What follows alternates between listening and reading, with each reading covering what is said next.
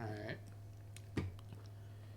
Keeping it going. I don't know if I will have enough in me to finish tonight. I'm not sure. But I'm gonna keep chipping away at it.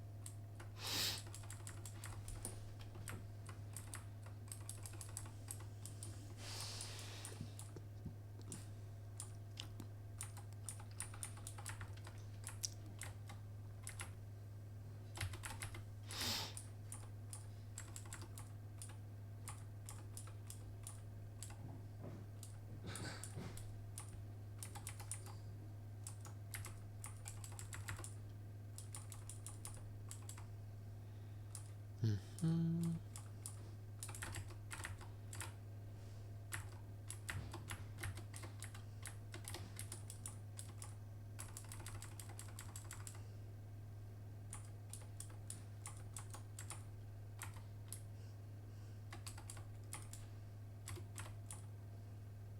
Back to Volt Absorb.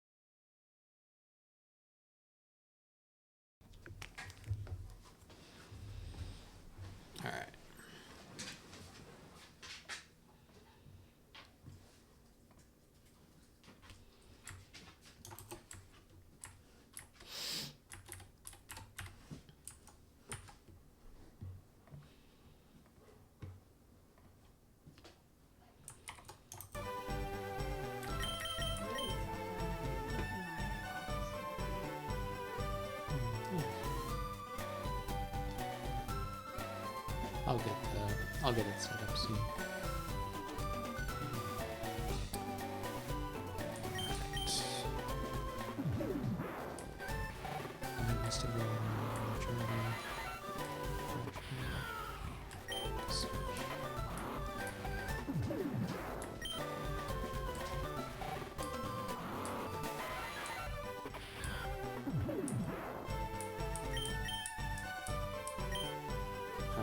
Leader Jasmine.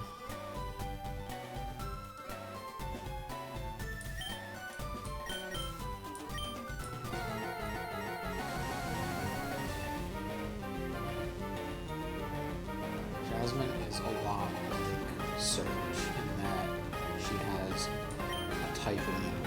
She's immune to fire type moves in this one. But her AI doesn't know, just like how Surge's AI didn't know about the ground. So, with Darmanitan, welcome to the team Darmanitan. This thing is broken, and is going to come to most battles from here now.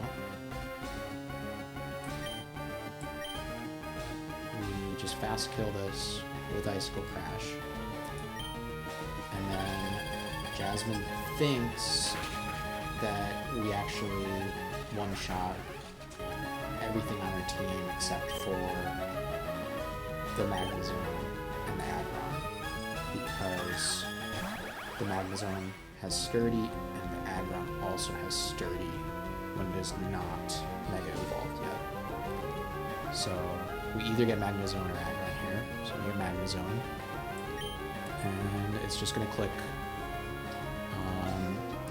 Thunderbolt. So we go into Lantern. We can't kill this because of Sturdy, and we don't want to take any damage yet. So we go into Lantern, we Volt Absorb the Thunderbolt.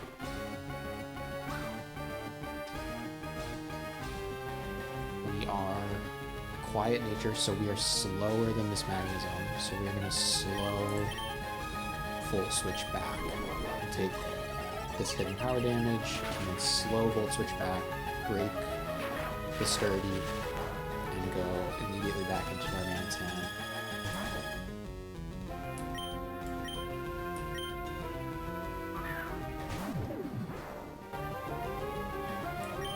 And take the kill with Earthquake. And then we will bait the Aggron now.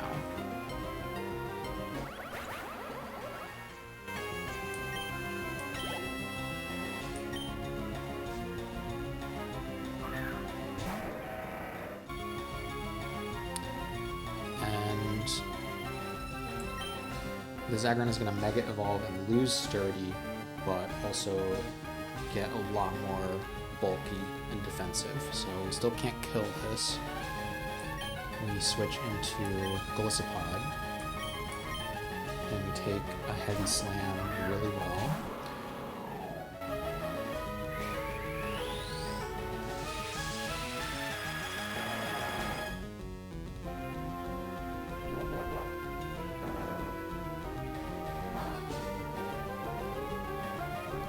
And then now it's not able to kill us, so now it's going to set up. It's going to click Curse.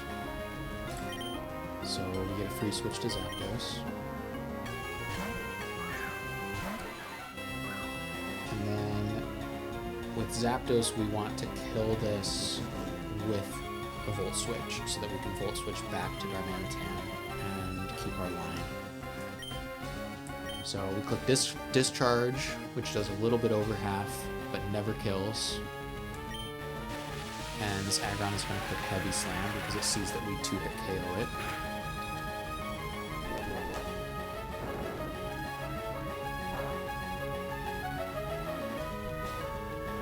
And now we pick up the kill with Volt Switch, and we go back to Darmanitan.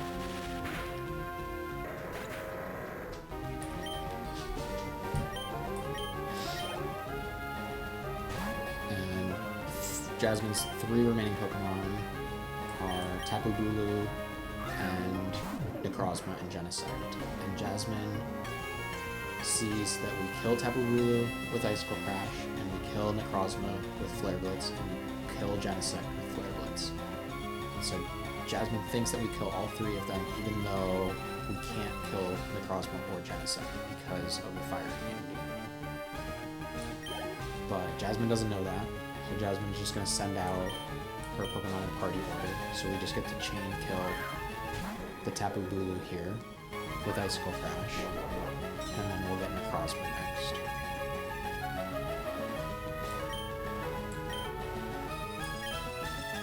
And I'll have to switch out because of the fire type immunity.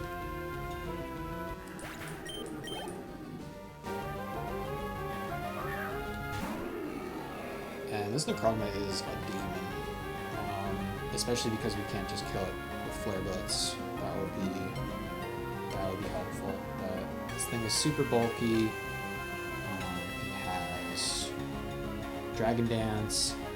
It is holding a weakness policy, so if you hit it with a super effective move but don't kill it, it boosts its attack really high. It has an ability that means it takes less damage from super effective moves. It's a problem.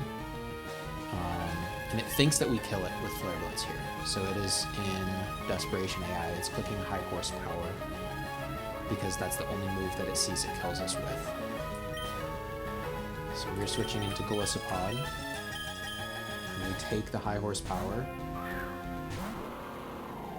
And between the Heavy Slam and the high horsepower, we never exit out, even if they both crit. And we are holding a Chardy Berry, so this Necrozma does not see any killing rolls into us, and it thinks it's safe to set up, so it clicks Dragon Dance here. And we go into Meowscarada holding a Focus Sash.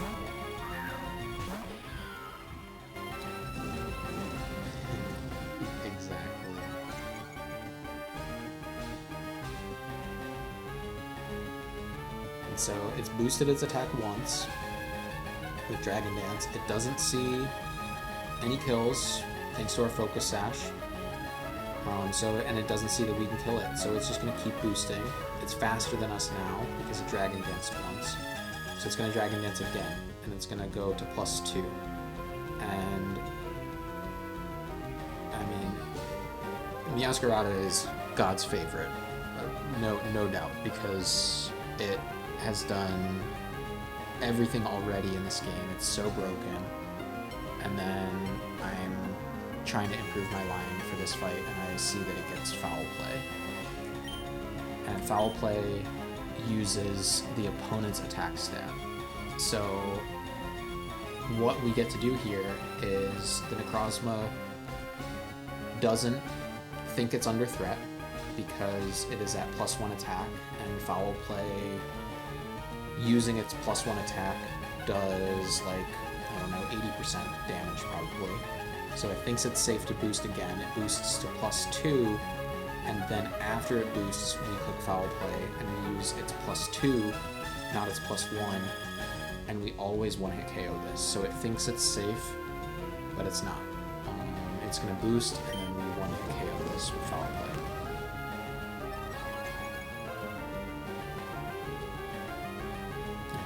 As if Meowscarada needed yet another super good move.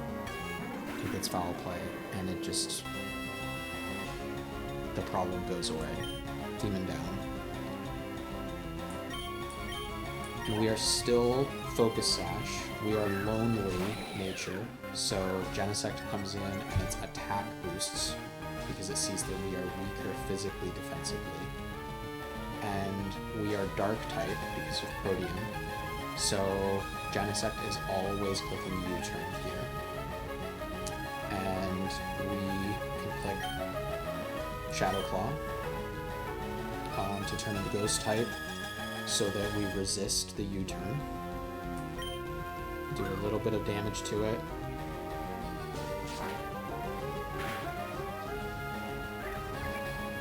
We resist the U-turn. We are going to heal a little bit.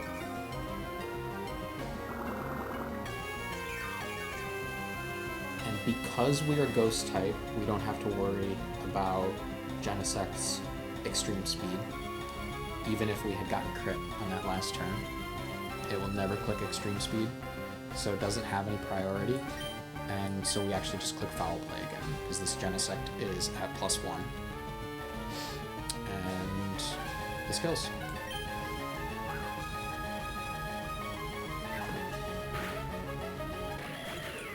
So demon number 2 down.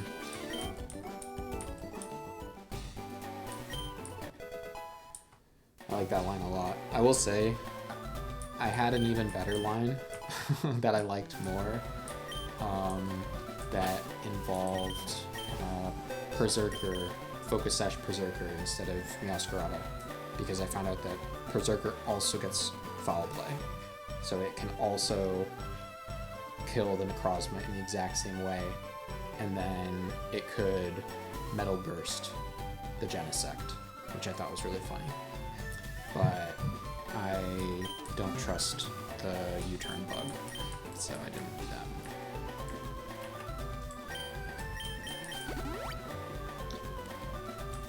That is Jasmine.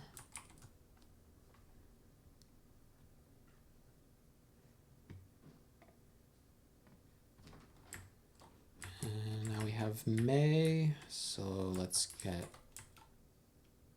set up for May.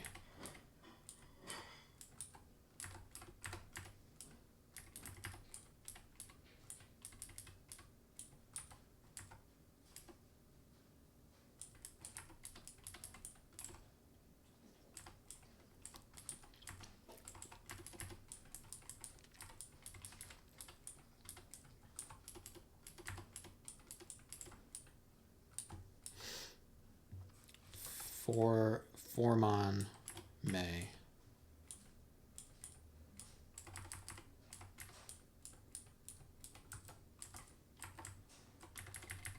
Shed Shell.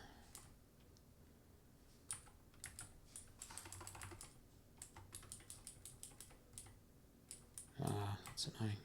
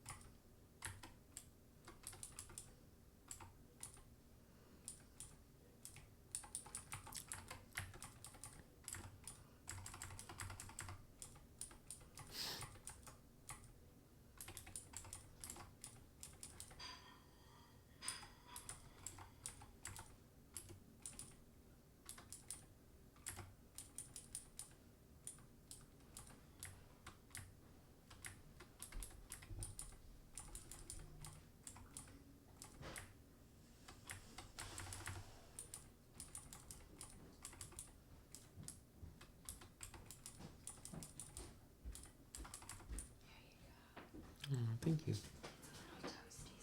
looks great. That looks perfect.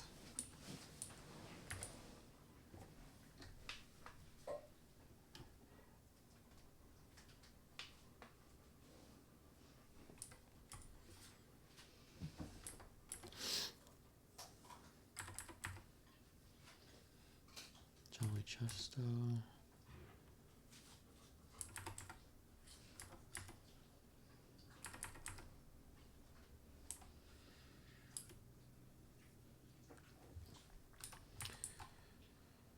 Cool.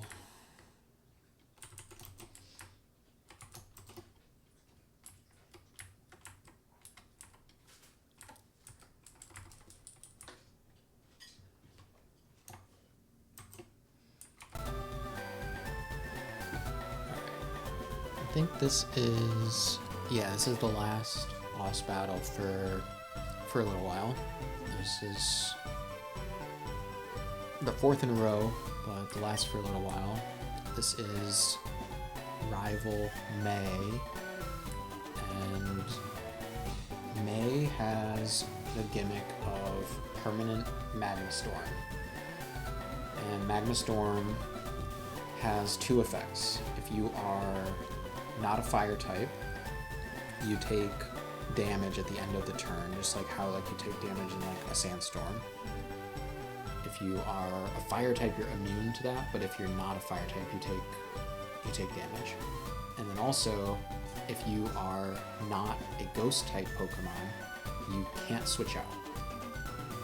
Just you're trapped. If you're a ghost type Pokemon, you can switch out, and you can also use pivot moves like flip turn or U-turn or volt switch to force yourself to switch out. But you can't just hard switch in the menu unless you're a ghost type. So this is it's a tricky situation. There's also, she also has some pretty scary Pokemon. She has a Regieleki that's really fast and knows Explosion. She has a Mega Blaziken that has Swords Dance and Speed Boost. And then she's got a couple of bulky Pokemon too, like she has a Snorlax and a Slowbro. So she's tricky. And we're gonna beat her with a 4 Pokemon team.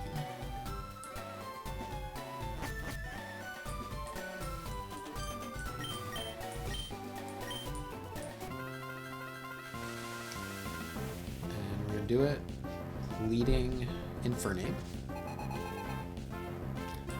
She leads Aggron, which is sturdy, so you can't one-hit KO it, and it has Endeavor and Custap Berry, a couple kind of gimmicky things that go well with Sturdy. But we are just going to break Sturdy with Fake Out.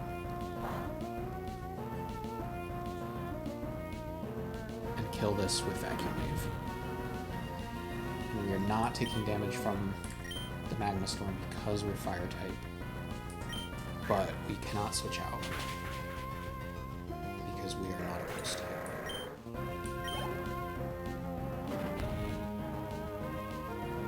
And this baits in Regieleki to be faster than us, and this Regieleki sees a fast kill with Explosion.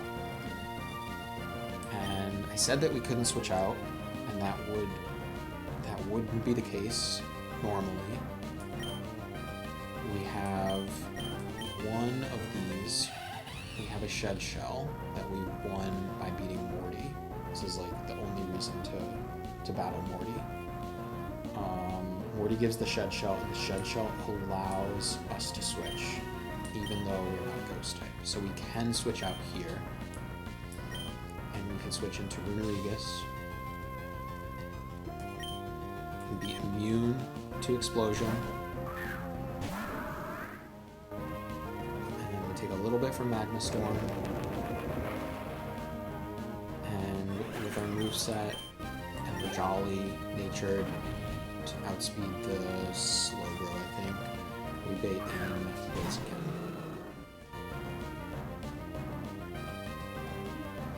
Big Demon. And Blaziken doesn't see that it can kill us, so it is going to click Swords Dance.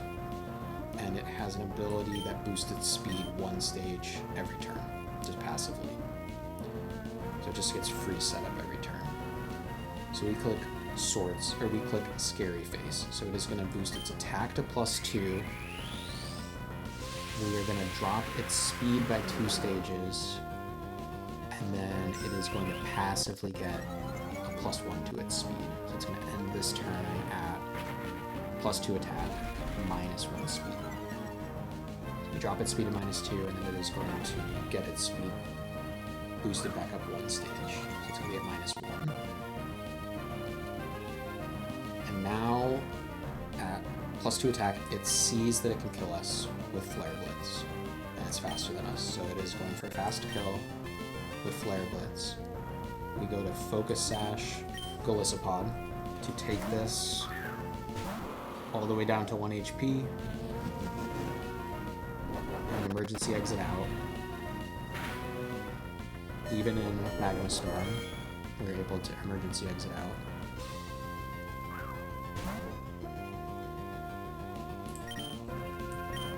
Into Greninja. And we take Magma Storm. And this Blaziken gets a speed boost, so it is now at +0 speed again. And we are faster than it. And we kill it with Surf. And we take Life Orb Recoil so that our moves can be more powerful. And we take Magma Storm, Chip, because we're not a fire type. And we transform into Greninja Ash. And there are 3 Pokemon left, and we fast kill each of them.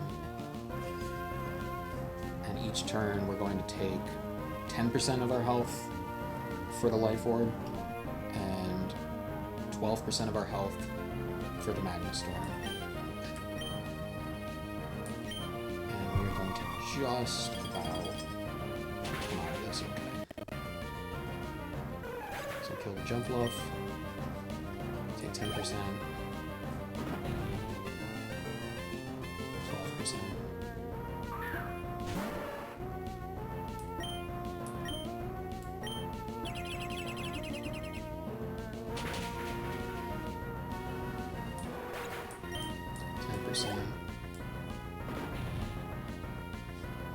12%.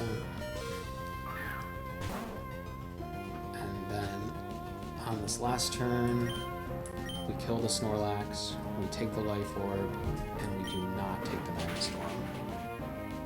If we did take the Magma Storm, we would die. But there's no Magma Storm on the last turn. So...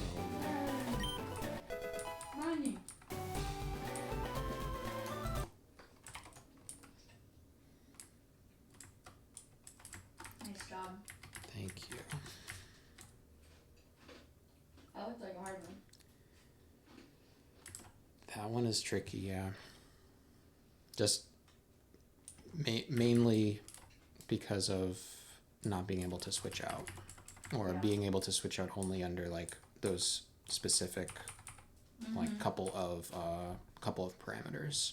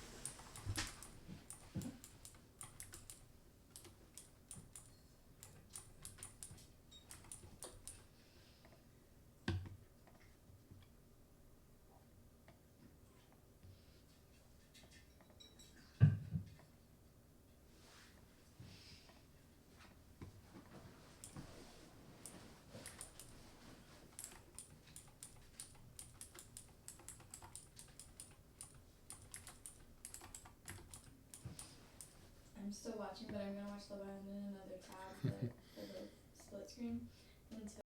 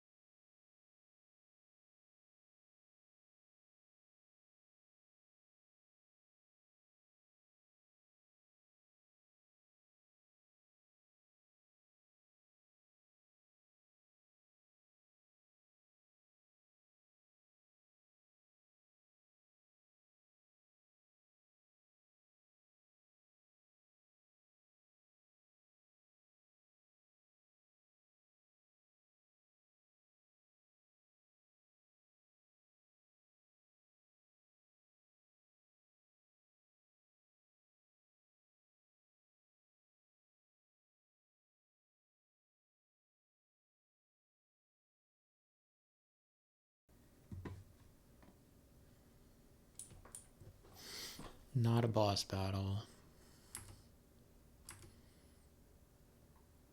But still an interesting one.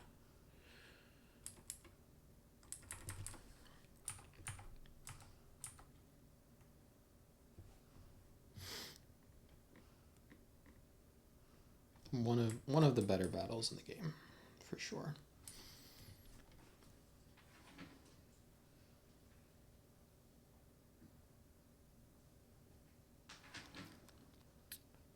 The Rillaboom is going to fake out. The Arcanine is going to Will-O-Wisp, both into the Golisopod slot. So we actually double switch here. This is just to burn the fake out turn.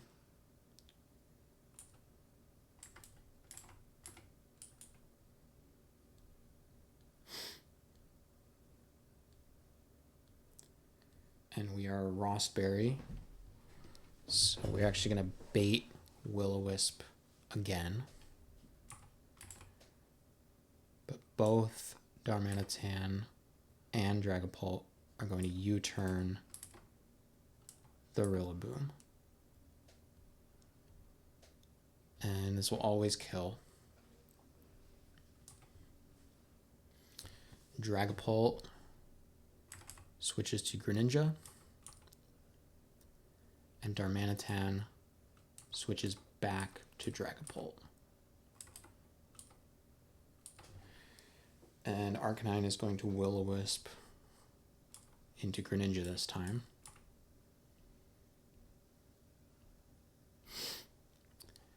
And this brings in Spectre because it is faster than Dragapult. And it sees that it kills Dragapult. So Spectre is always going to click Shadow Ball to Dragapult.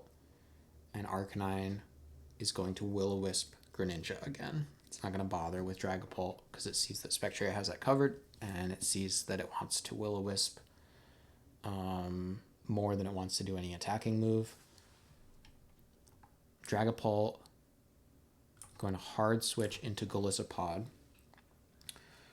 And at level 73, with a minus special defense nature, Golisopod is going to perfectly exit out on the Shadow Ball. And Greninja is going to be burned on this turn by Arcanine. But before that is going to Rock Tomb the Spectrier to slow its speed down.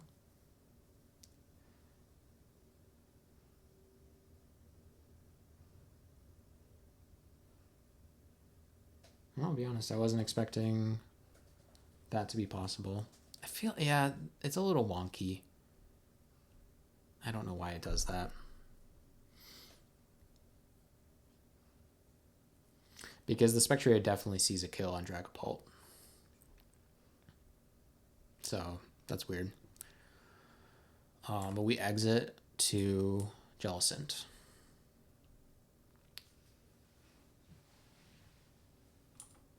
And now we are faster than Spectrier, faster than Arcanine, because we are Choice Scarf Jellicent.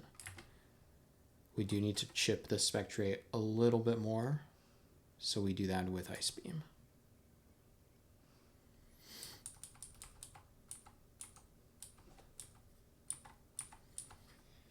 And this brings in Lopunny and Articuno, and Lopunny is faster and always sees that it kills Greninja with exactly close combat.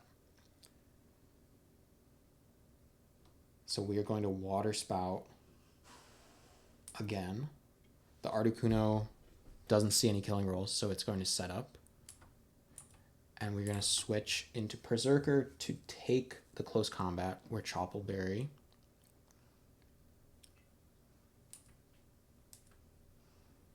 So the Lopunny is going to close combat us, drop its defense, and die to the Water Spout because of that defense drop. And then this baits in, well, it just brings in Drapion, the last Mon.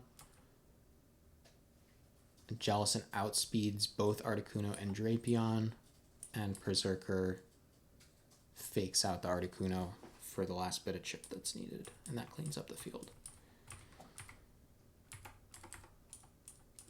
That's the battle.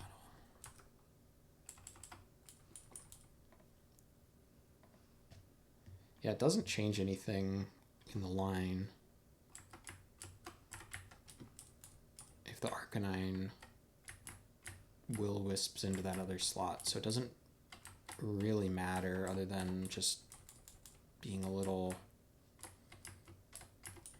anxiety and like producing because of it doing something that I didn't expect it to do, but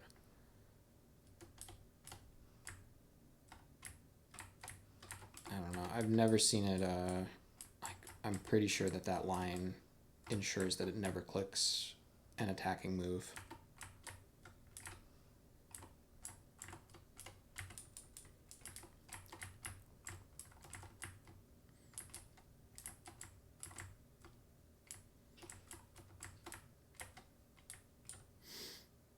Right.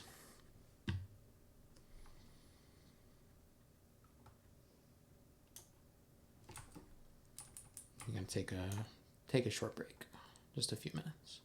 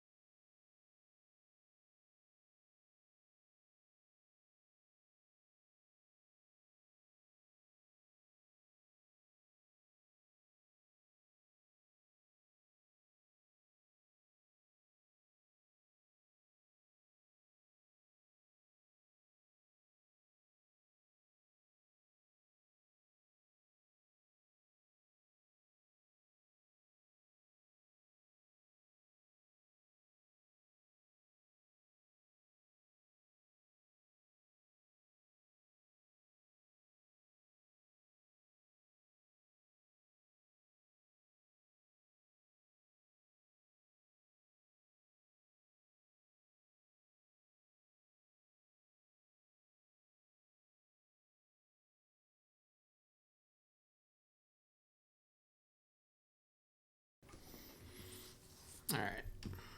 Let's do the gym.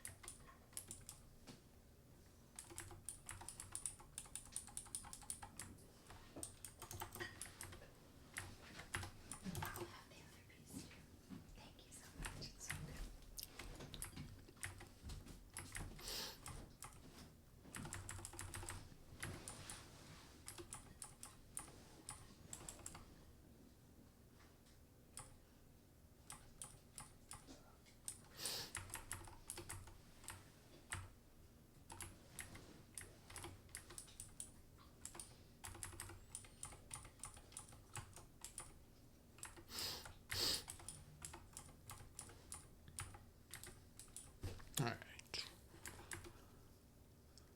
Yep. Yep. Yep.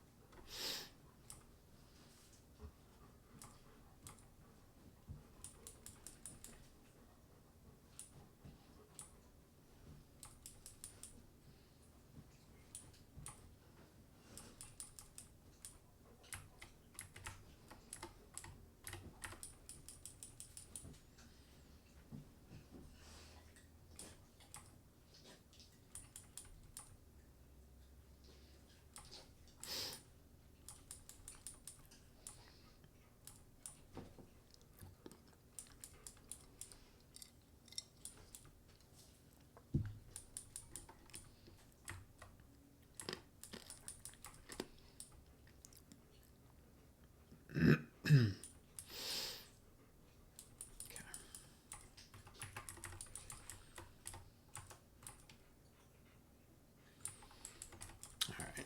3 trainers in this gym before Blaine. And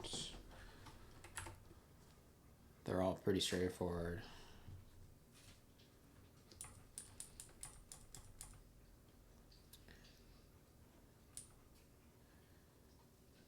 This Zapdos dies to Icicle Crash. I did intentionally take Flare Blitz off of this moveset because the Zapdos would also die to Flare Blitz in the sun, and that could sometimes make Centiskorch switch in because there's special AI to switch in on moves that it can absorb if it would if the other Pokemon would die.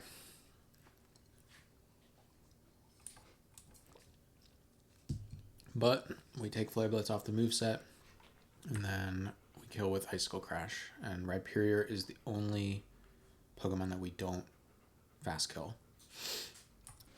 So it's coming in, it's clicking Earthquake. We go to Meowscarada.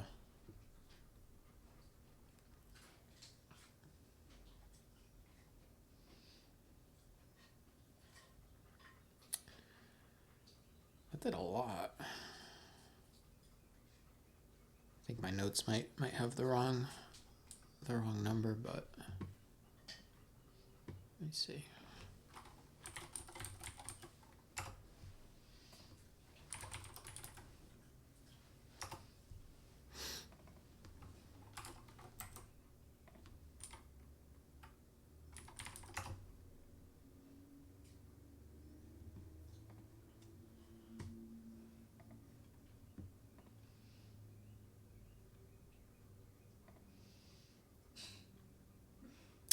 Yeah, I think when I first calced this, I had doubles turned on.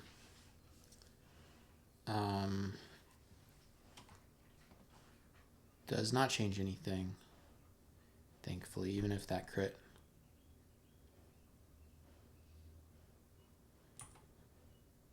We still kill with Flower Trick. We bait in Arcanine, and this Arcanine does not see any killing rolls with Accelerock. So we just low kick, kill the Arcanine.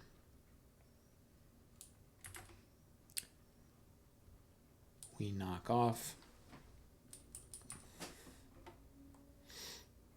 And then the Centiskorch is going to Mega Evolve and lose its rock weakness. So we would no longer kill it with Power Gem. So we switch to Arcanine. And we fast kill this with Flare Blitz. Okay.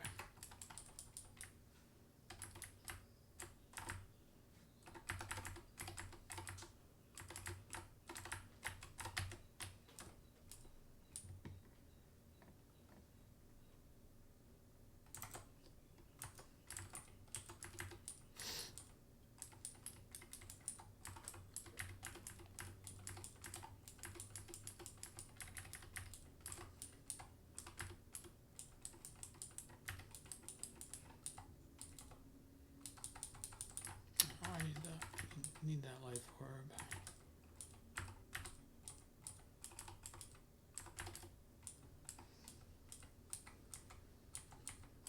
Alright, we need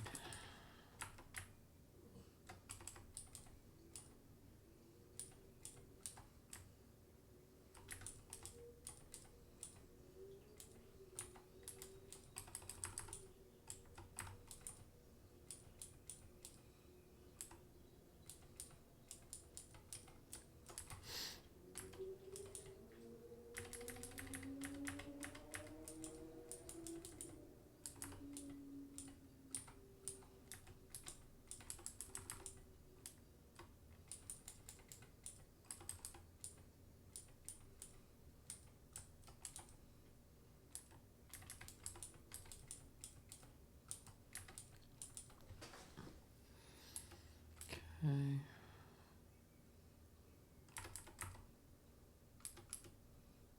Yeah.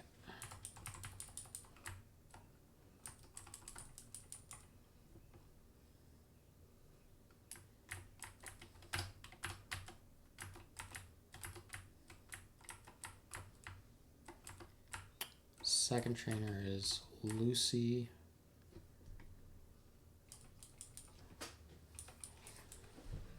Lucy has a Focus Sash, Lycanroc that we can kill with Fake Out into Steely Spirit, Life Orb, Bullet Punch.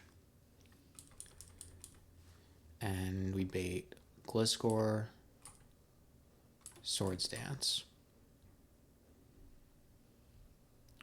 And that lets us switch into Darmanitan, and then Darmanitan just one-shots everything here. Icicle Crash.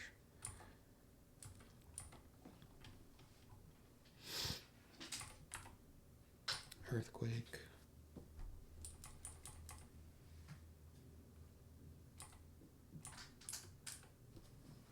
Icicle Crash.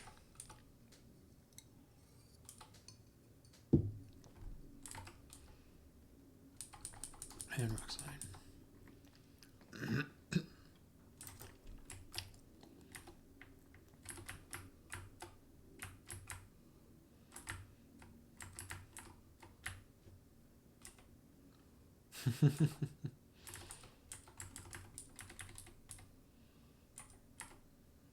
Hello, Allie.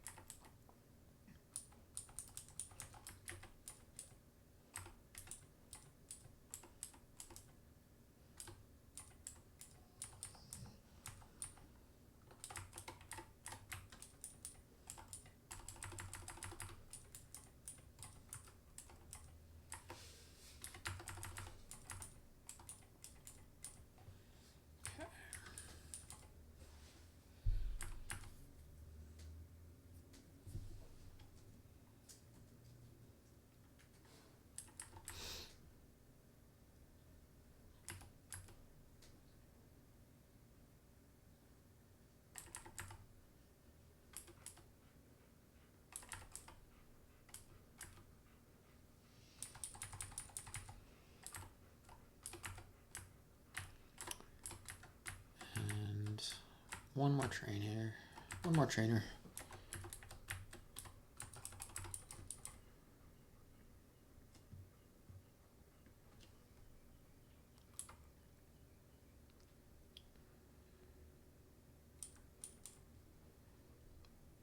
People talk about this trainer a lot. He's tricky, but I think that he's mostly tricky just because the Salamence is very quick and can get a tailwind off.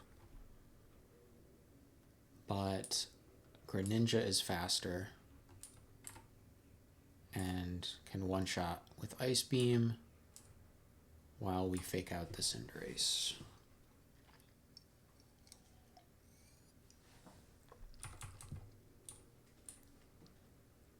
And we bait in Volcarona here.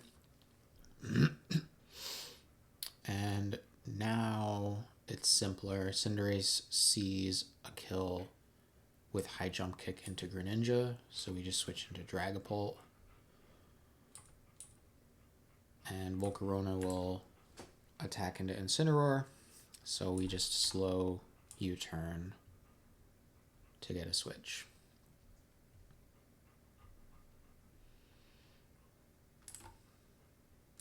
To Darmanitan. And then this is just Flamethrower and Rock Slide.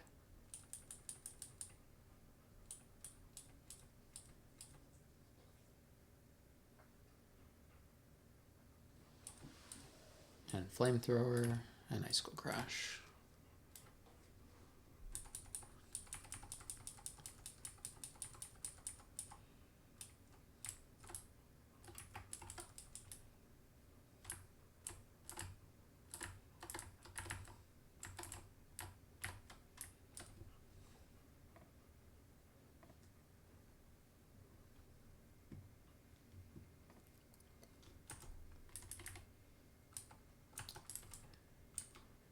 And that gets us to Blaine.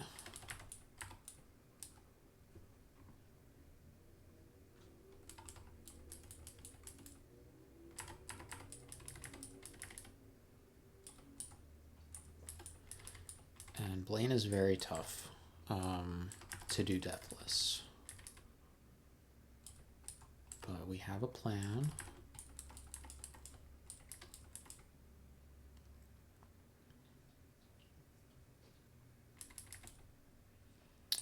All right.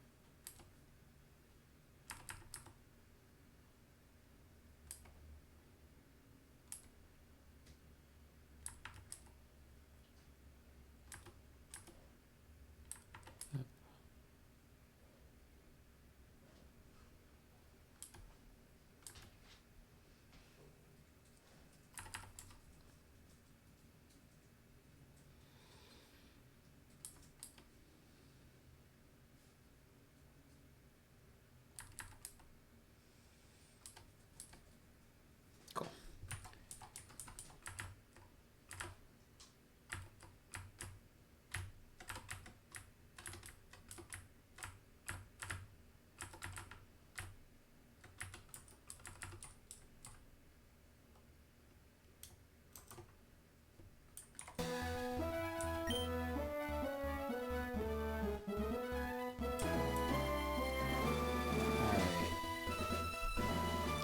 Gym Leader Blaine.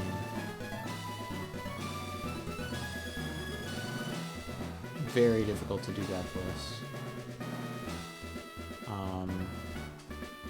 Biggest problems on this team by far are the Chlorophyll, Focus Sash Venusaur, and the Phoenix Down Ho-Oh. The others are also, they hit hard. Permanent, Desolate Land, Heavy Sunshine, Water moves don't work at all. Chlorophyll doubles the Venusaur's speed. Photosynthesis increases the Walking Wake's attack. Same with Great Tusk, same with Sandy Shocks. And the kicker is that the Ho has Phoenix Down, so you actually have to kill it twice. that's definitely a broken ability. You kill it once, and it just comes back to life at 50%, and also gets to move on its turn. So you have to be very careful with that. It's very tricky to do this F-less.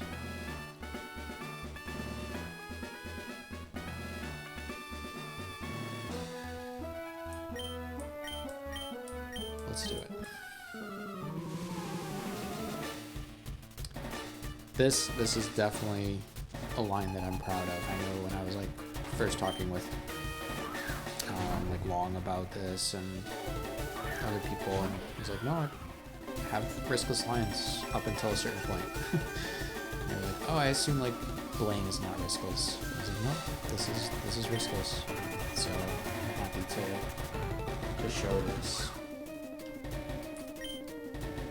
So special attack is boosted, but it does not matter to us because we are faster and we always kill the flower trick here.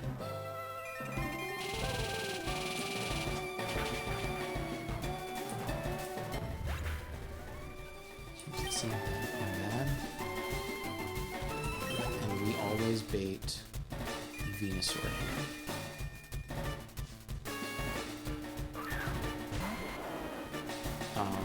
For what I believe is random move between Weather Ball and Sludge Bomb. I think he sees a fast kill with both. So we switch into Surledge.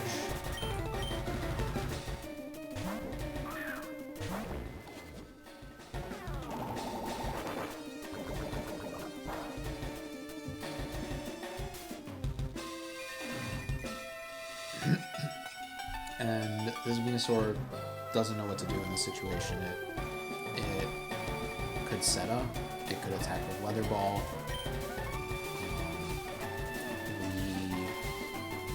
Our Sharpness and Bitter Blade knocks this down to his Focus Sash and heals us back up.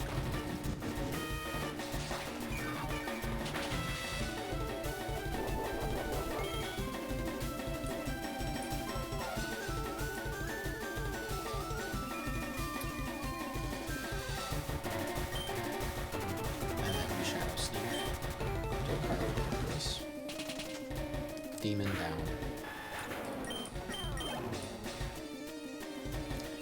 And Demon in. Because the Ho comes in and Ho sees that it kills us with exactly Earthquake. So we're going into Berserker.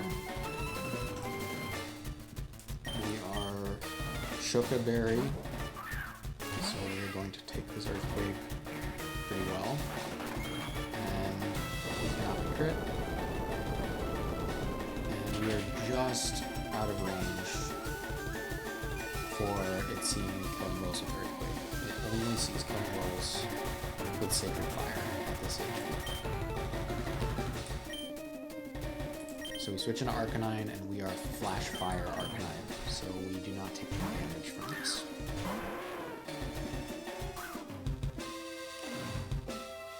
And we are Focus Sash Arcanine as well.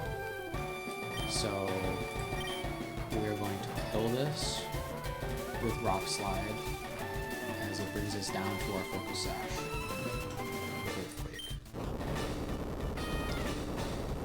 Is going to come back to life with its broken ability, and is going to come back at 50%.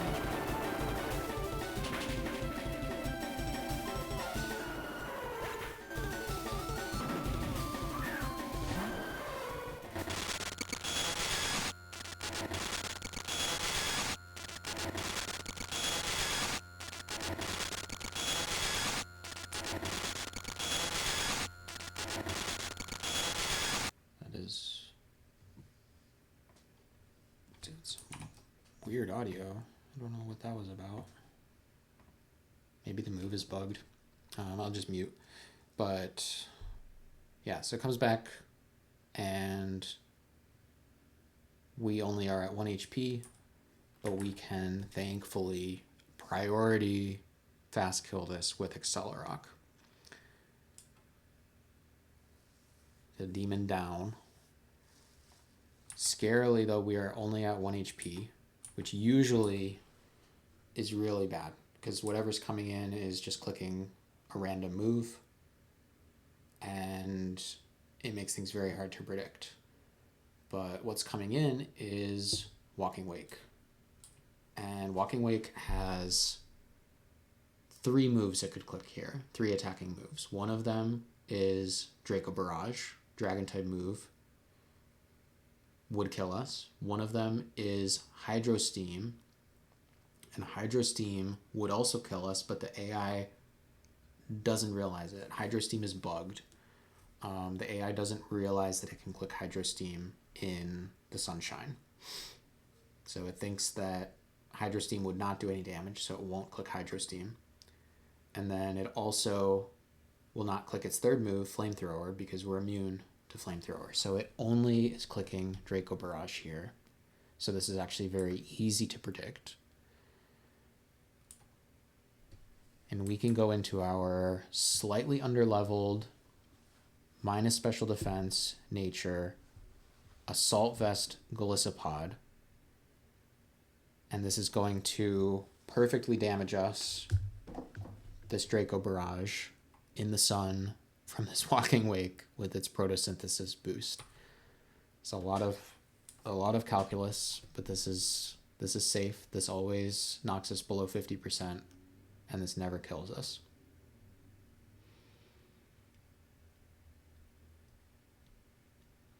So we emergency exit out.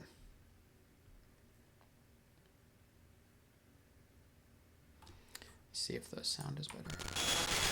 Nope, it's not. We emergency exit out into Dragapult.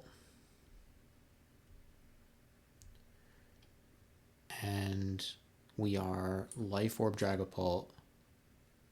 We outspeed everything. We kill with Dragon Darts.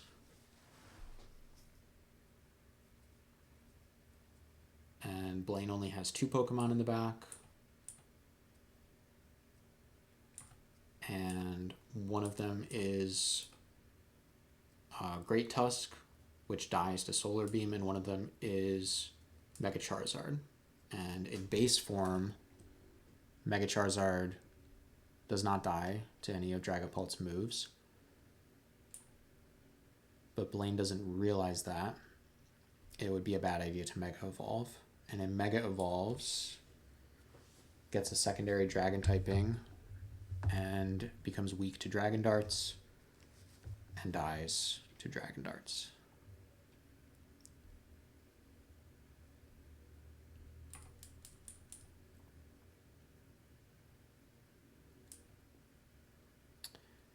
And that only leaves the Great Tusk. So the Great Tusk comes in, and we kill the Great Tusk with Solar Beam in the Sun. Single turn, Solar Beam. Blaine down, 7 badges.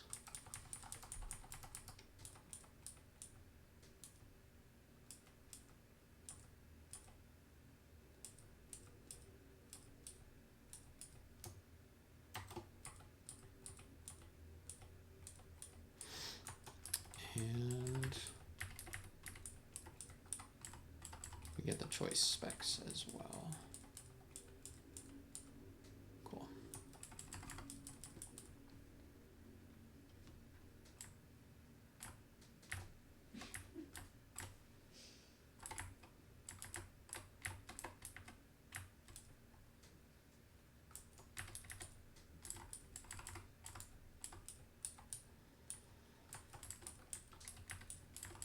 And that is all we need from Arcanine.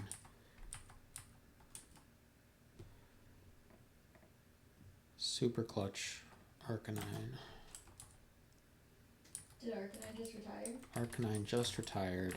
Thank you for your service, Arcanine. Throw him a party. Yeah, think Arcanine like had not come to any battles for 2 or 3 splits, and then it came to one battle in the gym, and then it was basically the only Pokemon that I had that could do the job of taking down the Ho-Oh. So That's cool. very cool.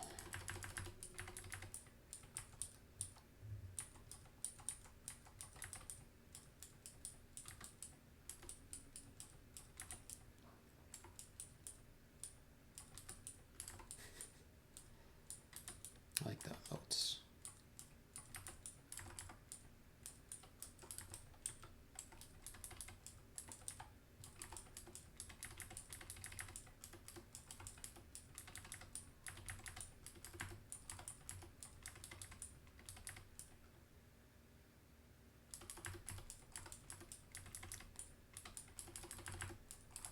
What if Berserker's not on your team? Berserker's here. Oh, there There he he is. is. He's so cute. Not even cute, he's just so weird. and funny. I love him. He's so ugly, he's cute. You know?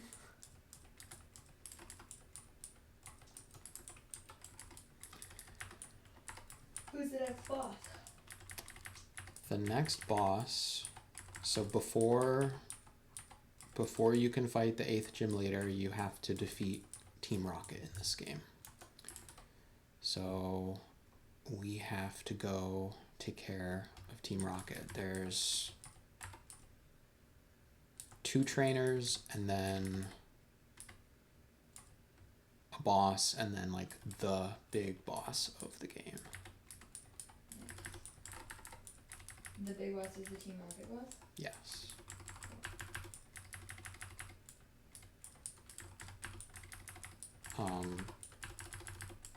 So wait, does that mean we have all the gym now? We have 7 out of the 8 gym badges. So then we do the boss and then we do the 8th gym? Yes. Cool.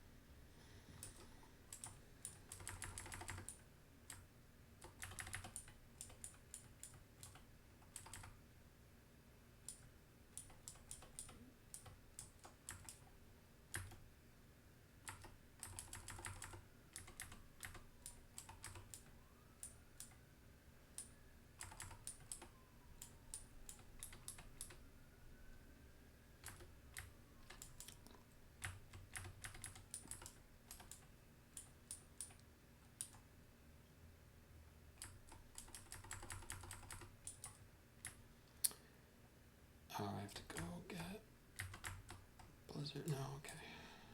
I already had it. Whoops.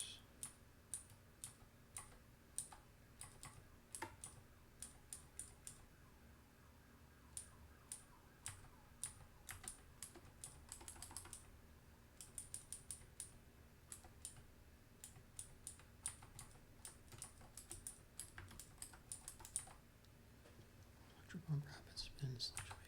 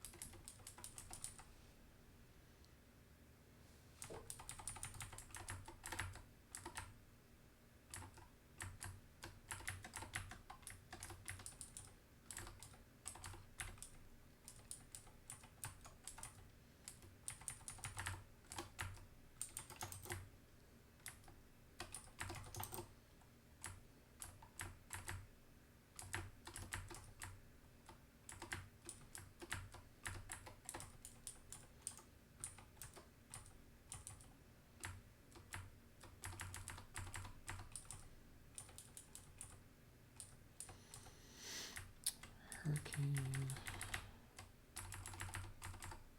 Thunderbolt.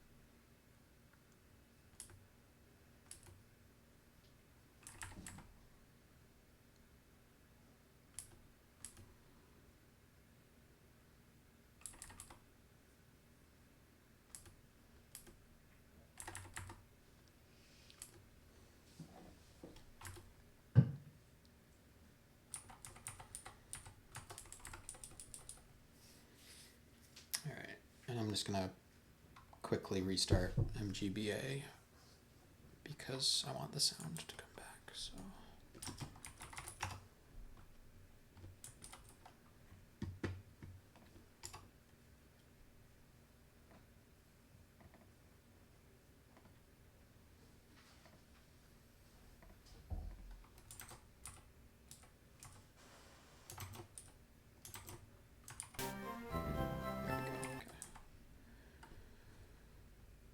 Cool.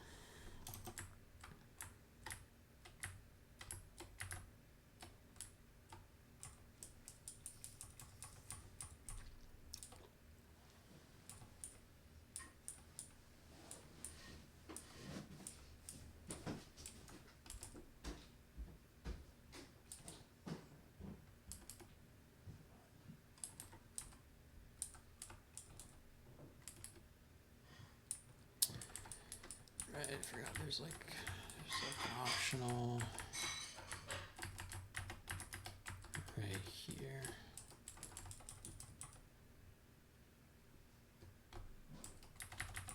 I forget what he has.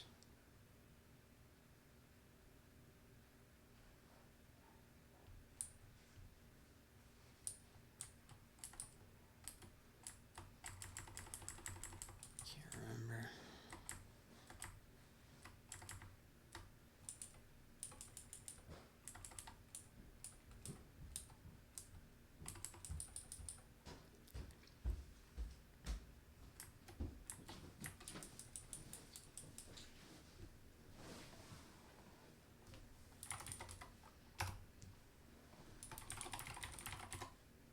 Get him.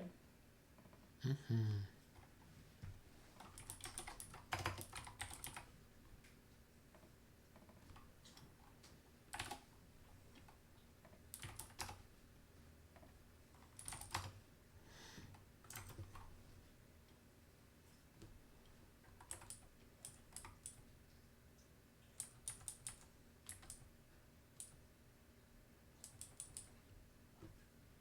Yeah, sounds cool.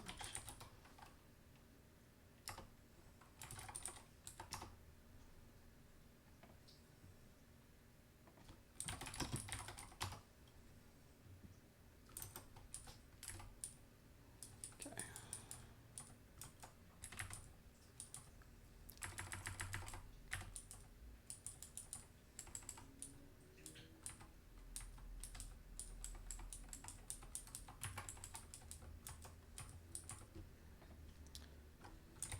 It's about time I didn't get caught off guard by an optional.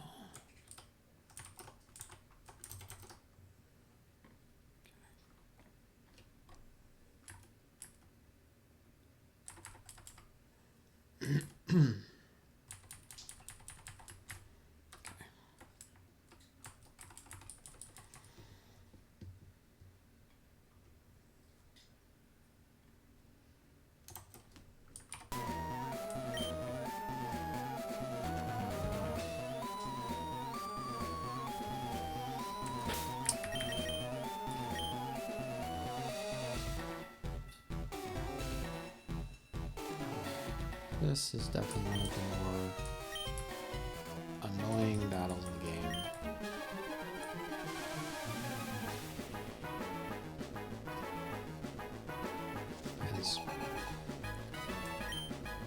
hazards, and then 4 different stall mounds. 2 of them with Regenerator, a Blissey, and a Mega Gardevoir. So, pretty annoying. This is Stealth Rock.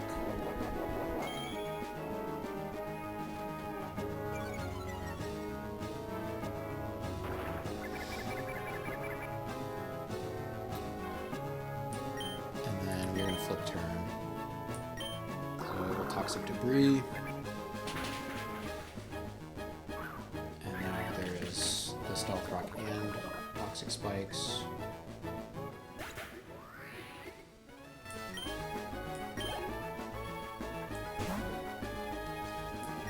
Go into Tentacruel.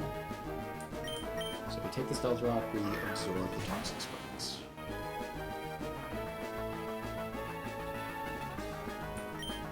And we bait in Blissey. And then it's cooking Seismic Toss. And we're going to Rapid Spin away the Stealth Rock.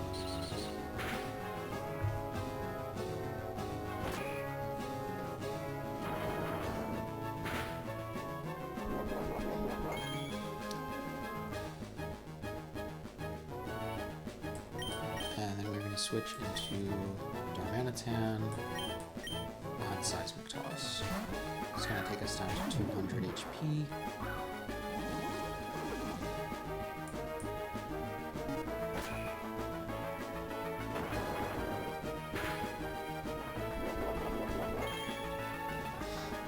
And then we Icicle Crash to kill the Blissey. And we're going to take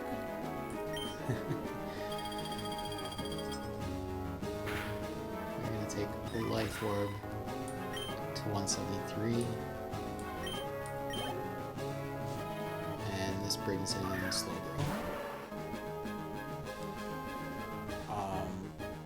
Really annoying Slowbro.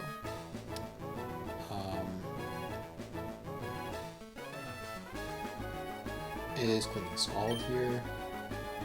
We go into Zapdos.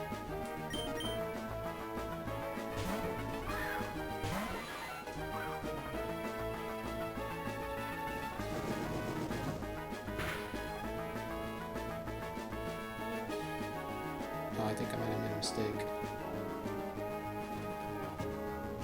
Because my notes didn't say, but I think I was supposed to U-turn.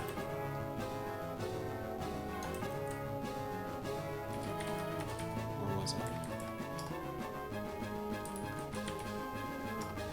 I mean, it won't feel good, but I would close that if I needed to. I don't really care.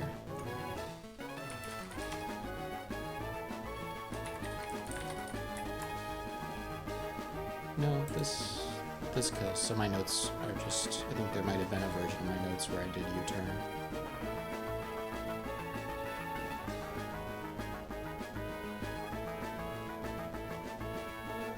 But no, that makes sense. I didn't do anything wrong. Everything's still right. I don't know if I did. I mean, no, because, like, I would have just claused it. I wouldn't really care, but yeah, it doesn't matter. So we should just kill with the purple here.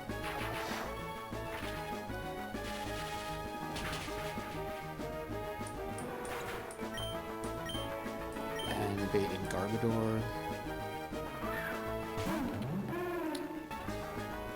For Poison Jab. So we go back into Tentacruel.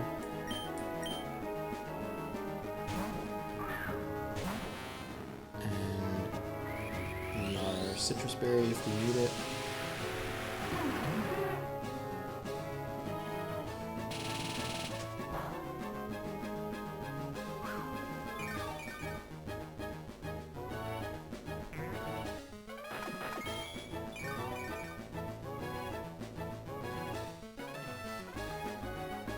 Honestly, I'm curious about my notes.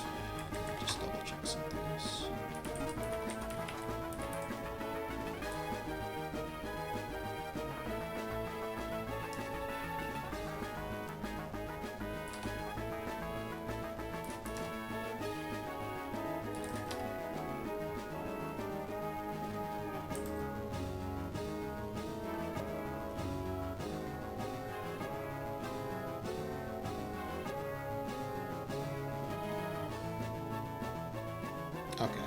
Listen, everything's fine.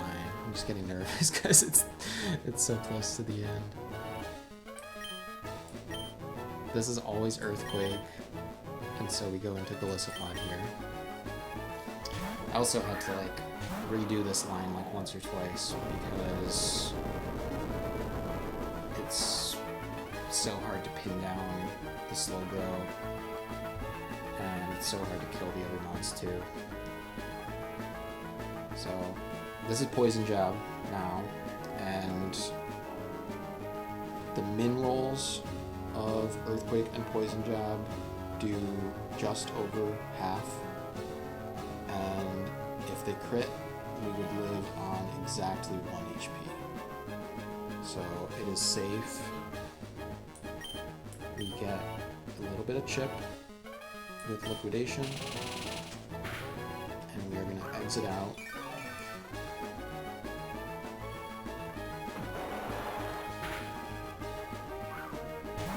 Into Darmanitan.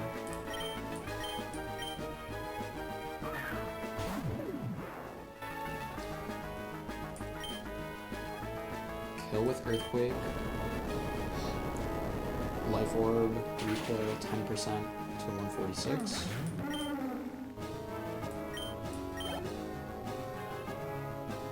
And then we kill both of these last two mons in the back. Mandibuzz with Icicle Crash, taking 10% Life Orb down to 119.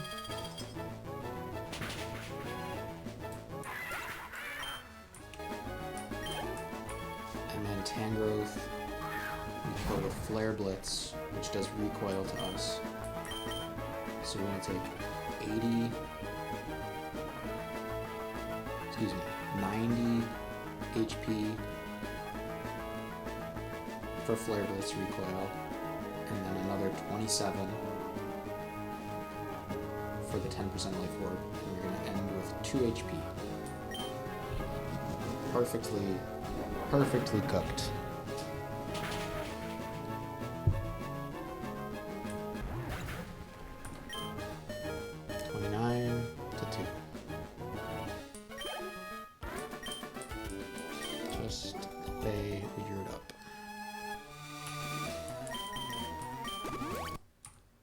Made me nervous multiple times. Oh man. And that is a series wrap on Tentacruel.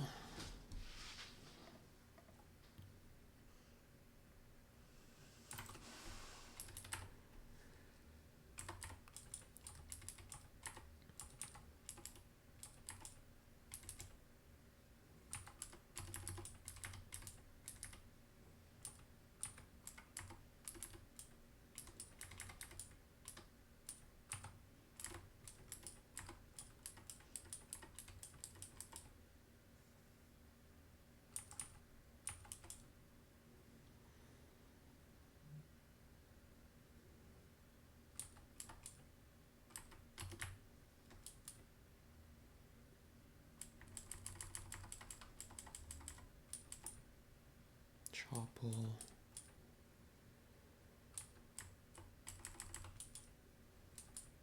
U-turn.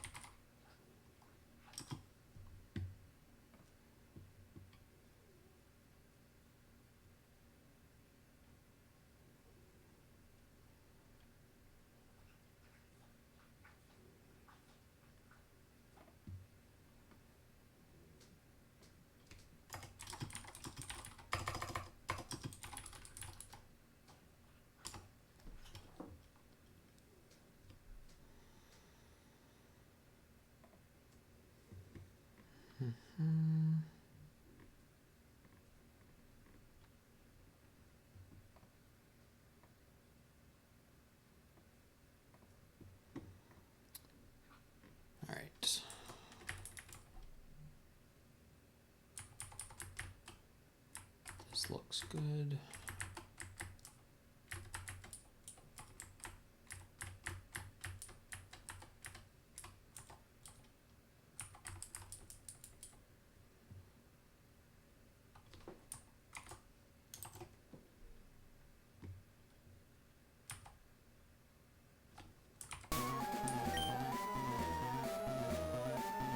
Grunt 2.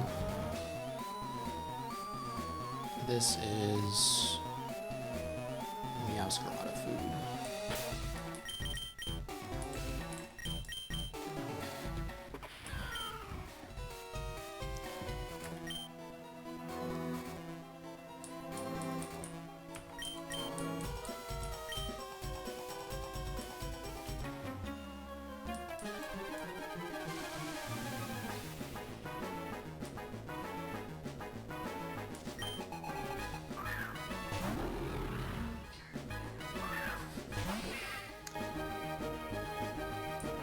Just wait, they changed their tune pretty quickly. Alright, this Grimmsnarl is just gonna set up reflect or light screen.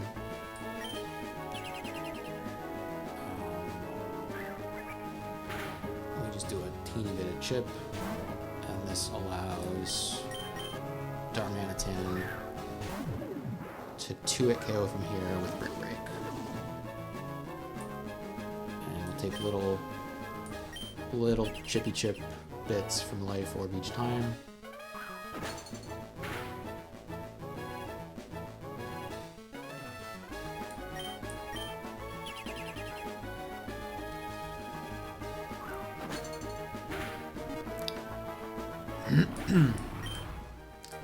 And we show a kill to everything in the back except for the Ursaring. So Ursaring comes in and should be clicking close combat. I think maybe Facade. No, it's not burn yet. So this is always close combat. Or no, it is burn. So I think this could be either close combat or Facade. And either way, we go into Dragapult.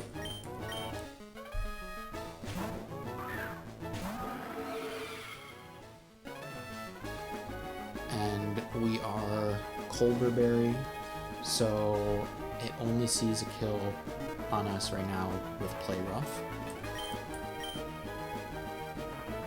So we switch to Berserker.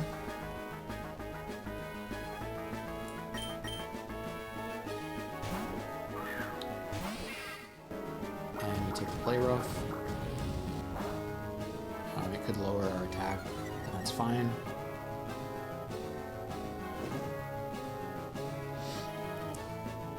It now sees highest damaging move is close combat, which does not kill us because we cannot be crit. And we slow U-turn.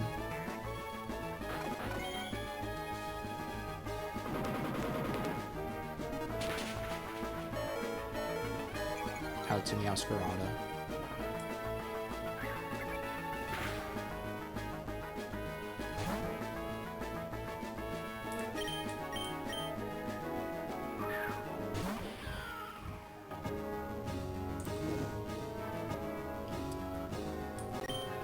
Kill with low kick.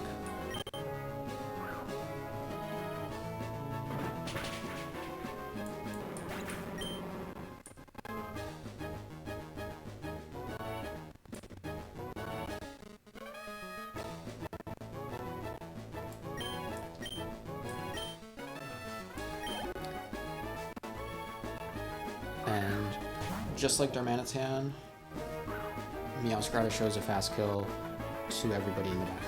So they just come out in party order. And we low kick to kill this Kingambit.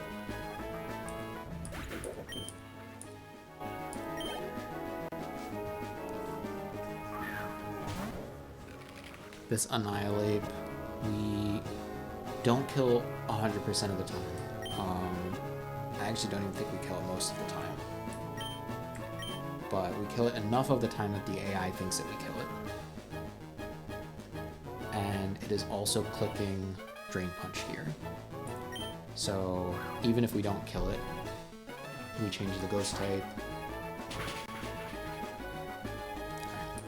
Got a good roll there. Otherwise we would have just dodged the Drain Punch and killed on the next turn.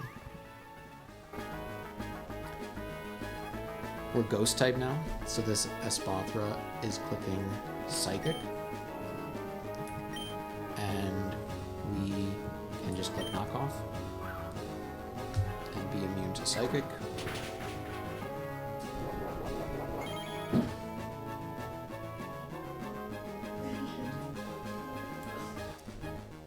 And it's gonna speed boost, but we still have priority. Sucker Punch.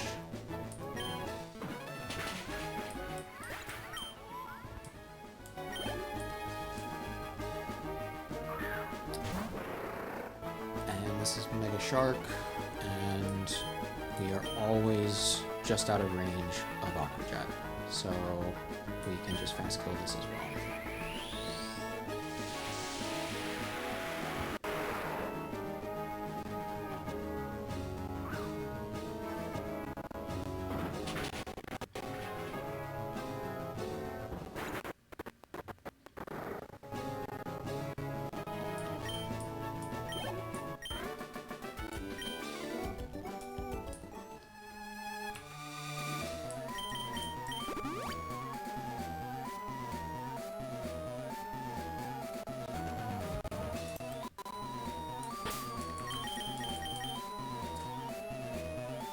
Save, and then we'll do the backpack.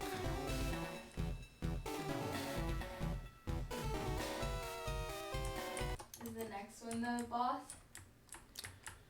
The next one is the, like, kind of, I would maybe call them like a normal boss. They're definitely a challenging battle. The one after them is the big guy.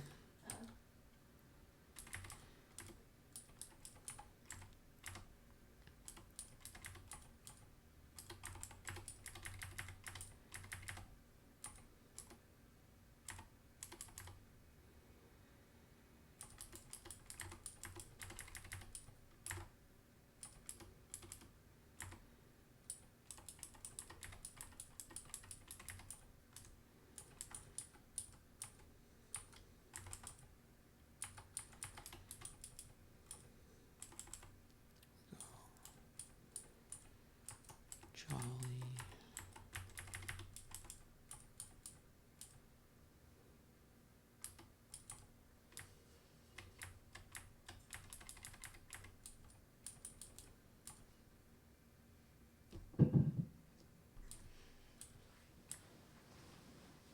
Earthquake.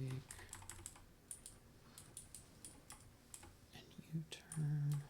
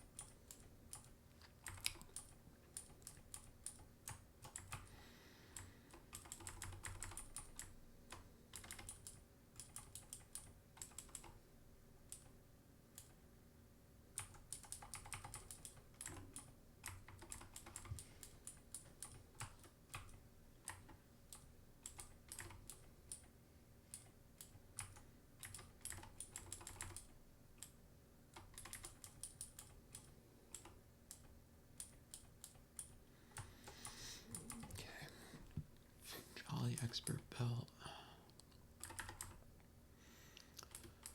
Modest Magnet. Sassy Citrus. Naughty Expert Belt. That's the team.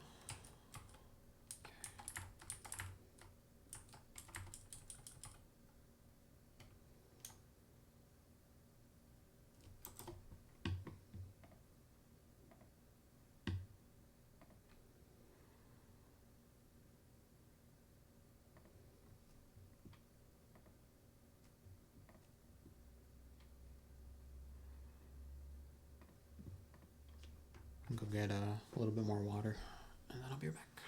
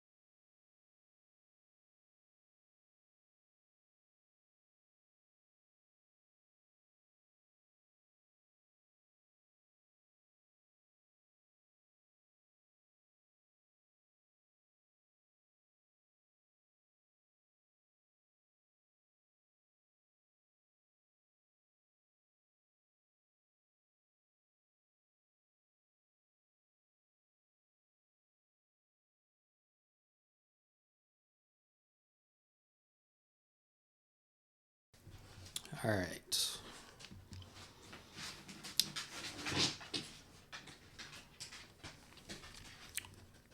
Hi, bud.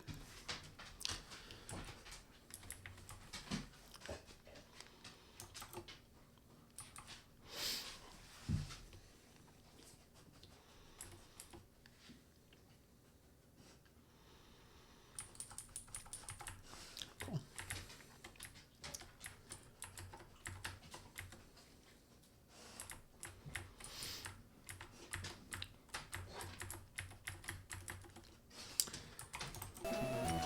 Actually, let's just set the scene.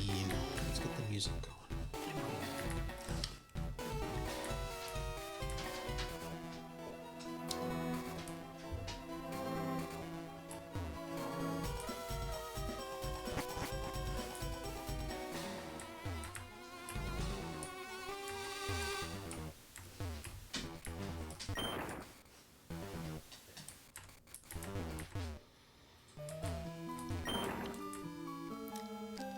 All right.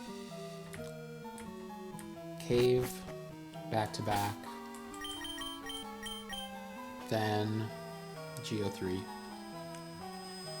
Cave back to back is a tricky fight normally, but we have Darmanitan, so that helps a lot.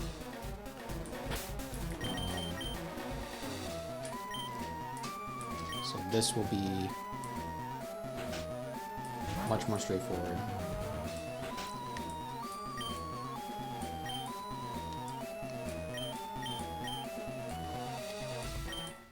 We have to battle Archer and then Ariana back to back without healing in between.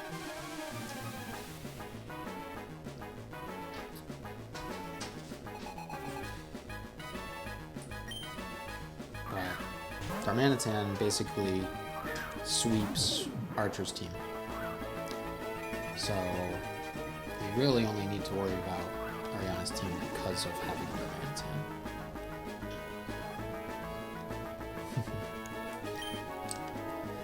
Sorry to this Ninetales. Because we just one tap with Earthquake.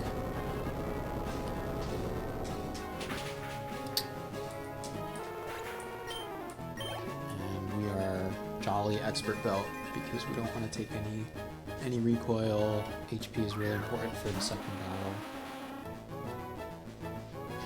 We actually outspeed this guy, even though that it's in the sun and he has chlorophyll. And we one tap with Icicle Crash.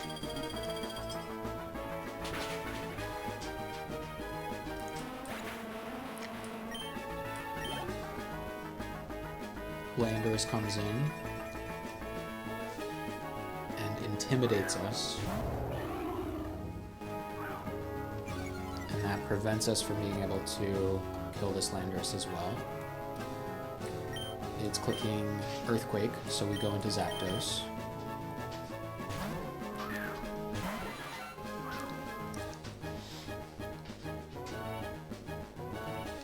And now it sees that we can't kill us, and it cannot kill us yet.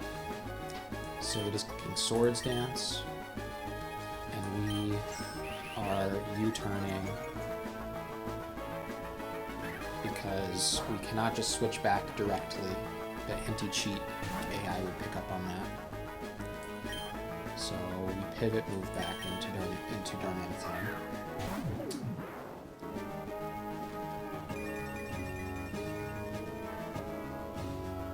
Now we are no longer intimidated, and we kill with Icicle Crash.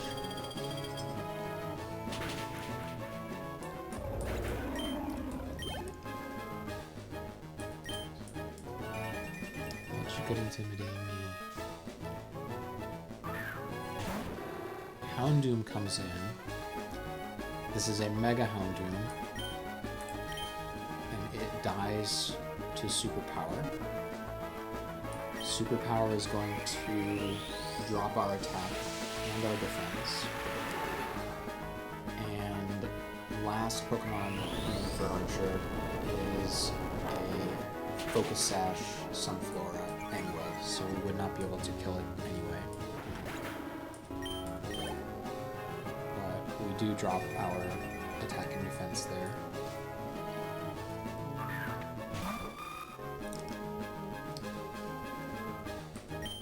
And we do outspeed this Sunflora as well, so we can U-turn to break its focus sash.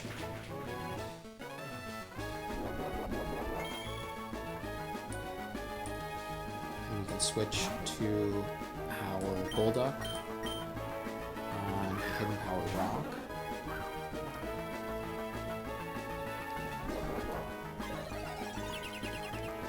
And then we are Cloud9. So the this Sunflora no longer gets the Chlorophyll boost. We just outspeed. And we Ice Punch to kill this. And that is Archer.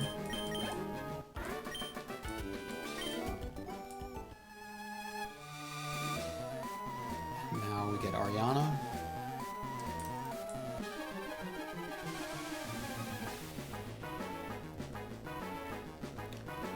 Ariana leads the Wailord.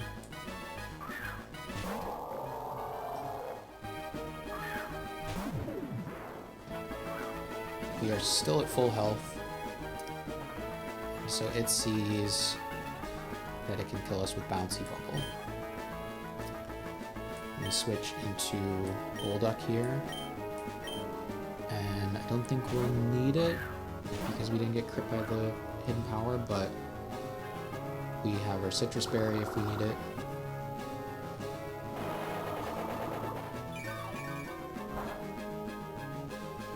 Oh, close. This Wailord is Blubber Defense ability, so it takes half damage when it is at full health. So we are going to do a very small amount of damage to it, but chip it and break its ability there. Go into Zapdos on Hidden Power Grass.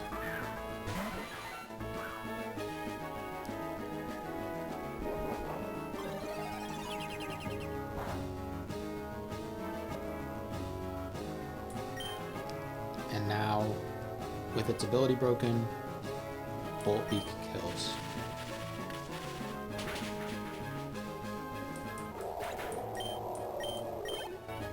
Crazy.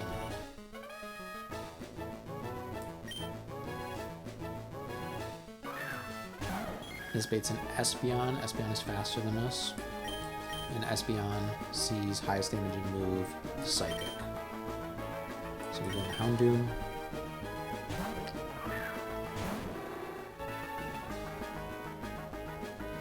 And we are Naughty, Expert Belt, Sucker Punch, priority kills this Espeon.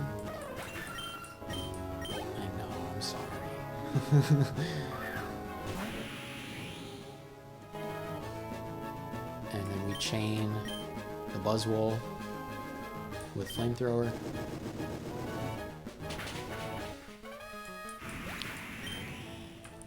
And we chain the Mega Mawile with Flamethrower.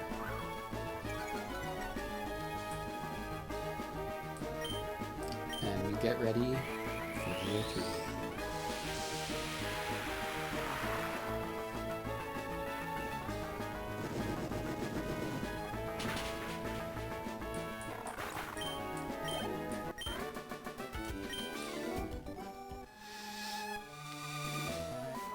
See, here's where they changed their tune.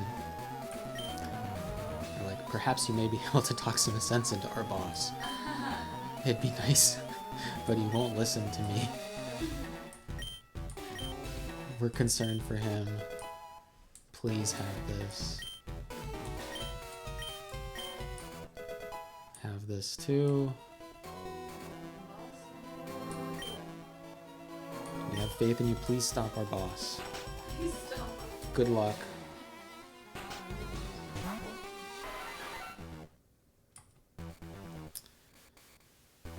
Alright.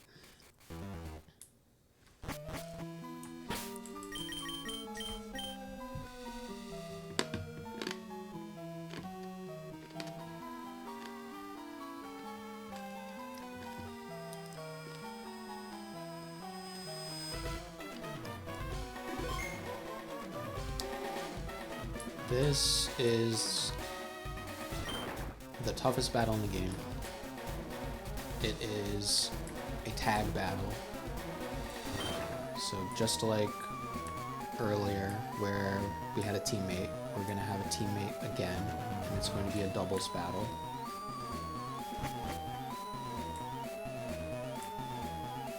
Giovanni has a Spiritomb, very bulky, hard to one-shot or two-shot. He has a Delphox, very fast. Has spread moves that hit both slots in the double battle. Has a Silvally, fairy type, very hard to knock out, very defensive. Has Thunder Wave, really likes clicking it to paralyze. Has a Moltres Galar, which really likes to boost with Nasty Plot, and then spread move, attack with Fiery Wrath, which could flinch. Genesect, which is always really difficult. If you have a fire move to take it out, then great. If you don't, then really, really difficult.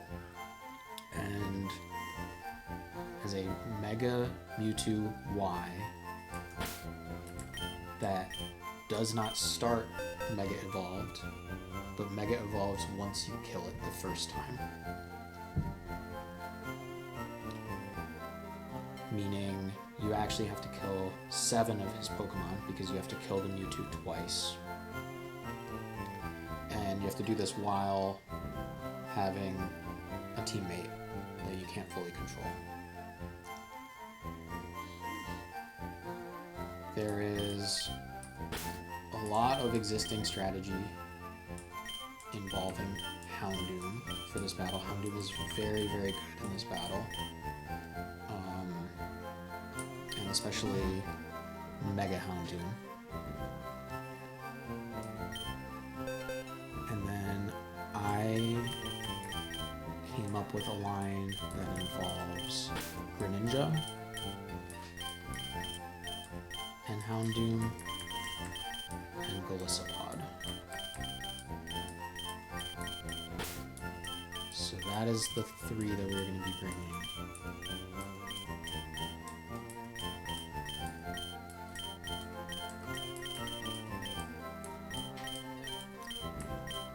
And it is not riskless. It is, I believe, the first riskless battle of the run since...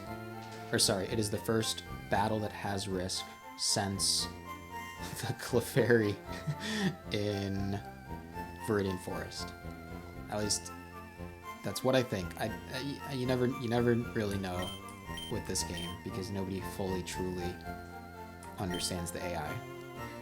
But I think all of the battles that I've run in between that battle, which was the 3rd battle of the run, and this one, which is like the 75th or so, has been riskless, but this battle is not riskless.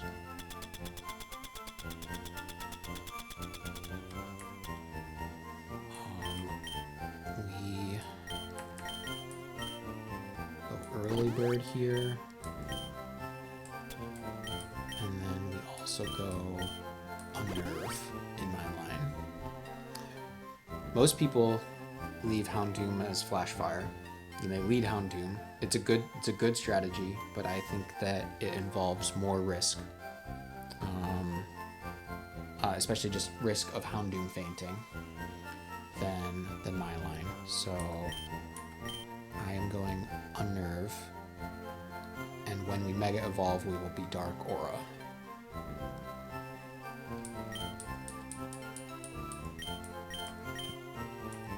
Greninja is going to be Modest.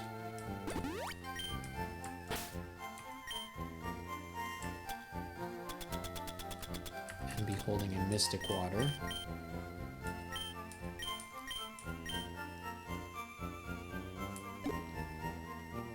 And we need to teach Greninja U-turn.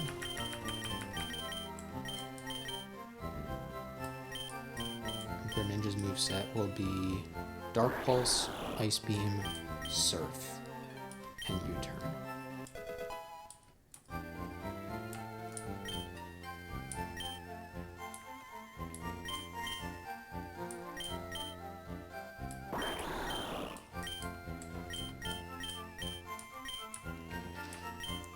Battle Bond, Modest Mystic Water.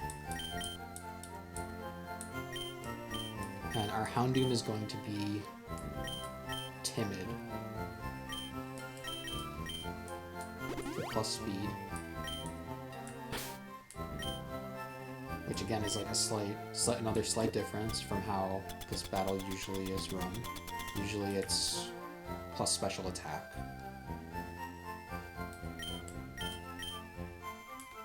And that would let you underspeed a couple of Pokemon, but I want to outspeed them. We go Houndoomnite.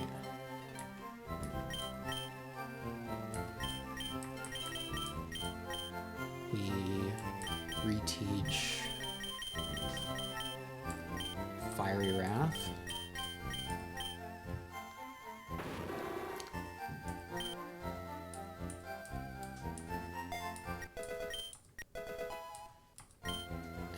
Teach Foul Play.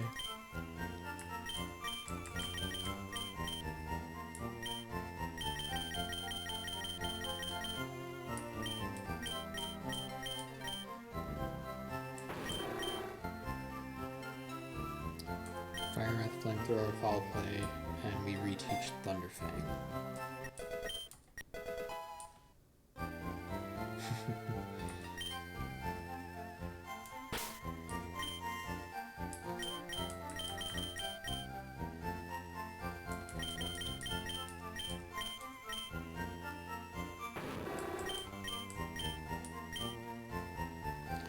Yes, remember that, Foul Play.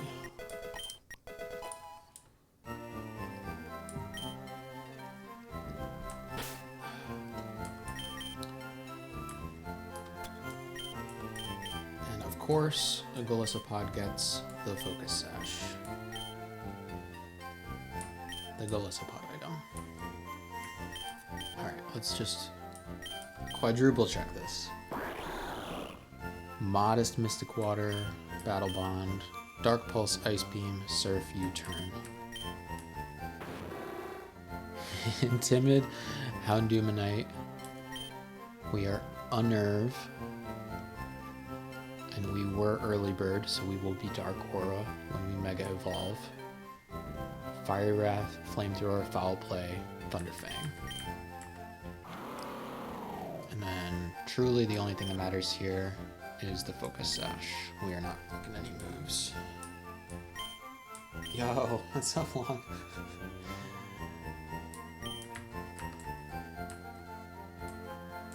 I don't know if I'm thinking about it to do the Elite Four.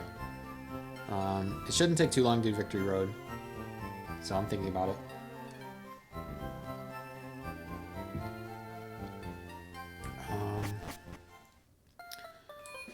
Alright, and this the Elite Four, the last trainers of the entire game. So he's asking if I'm gonna finish. Yeah. Like if I'll have enough time to finish.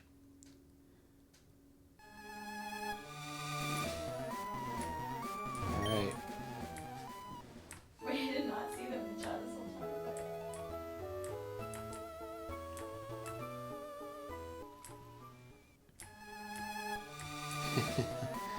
Well, we'll see how this battle goes, because this is not riskless. And I'll explain why not. There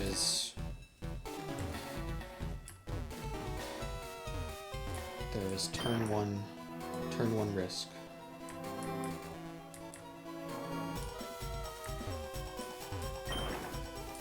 So we'll find out immediately. if something has gone wrong or not.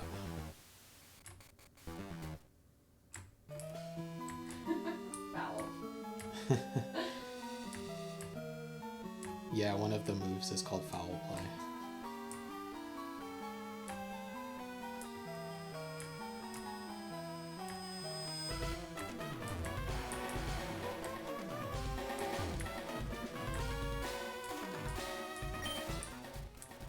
Alright.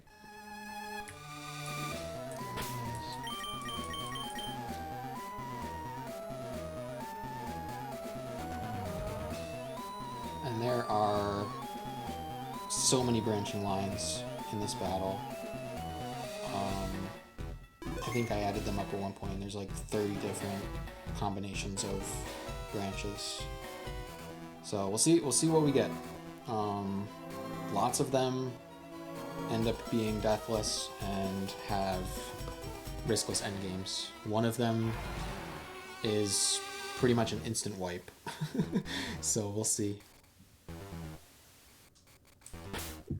We are going to be leading Greninja. Lance leads the Dragapult, and Giovanni leads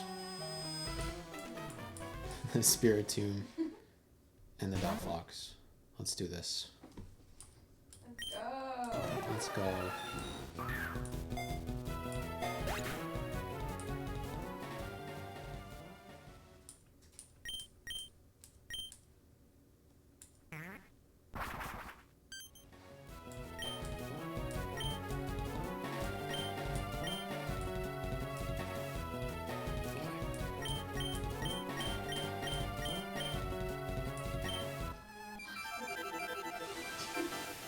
Lock in.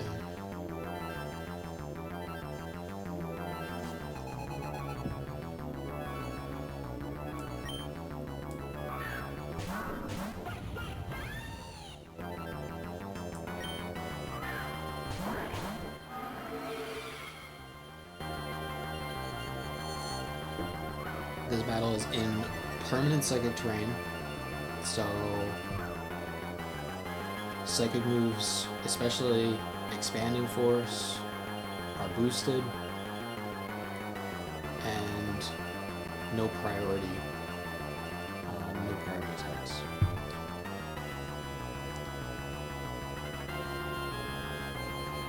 The Dragapult is the fastest Pokemon in the field.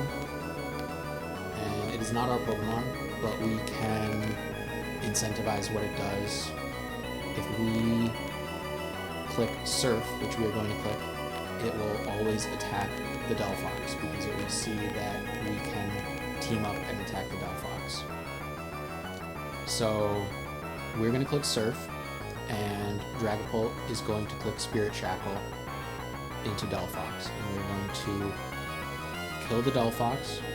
Surf hits every other Pokemon on the field, so Surf is also going to hit Spiritomb, and it is also going to hit Dragapult. If we crit the Spiritomb, that is bad. We want to see not crit into Spiritomb. It does not really matter whether we crit the Dragapult or not, but we want to not crit the Spiritomb. If we do not crit the Spiritomb, then I think that this line is almost riskless. This is the part.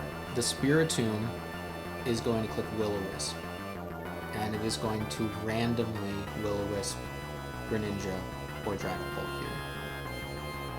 And Will-O-Wisp is also not a 100% accurate move, so it could take aim at one of us and miss. But there is a 50% chance that it tries to Will-O-Wisp the Dragapult. And then I think an 85% chance that it hits. So there is a 43% chance that it will Will-O-Wisp the Dragapult successfully on this turn. And if it does Will-O-Wisp the Dragapult, it actually doesn't matter if we crit on the Surf. So the lose condition The lose condition is we crit on the Surf, and Dragapult does not get burned by Will-O-Wisp this turn, either because the Spiritomb just misses, or the Spiritomb targets us, the Greninja side. So this is it. Is it on? I can turn it down.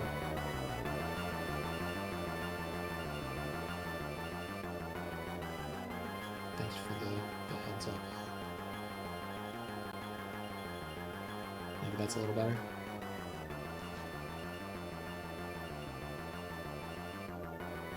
Alright, I'm gonna run it. We click and Surf. It is only a 6% chance to crit the Spiritomb, so unlikely, not impossible.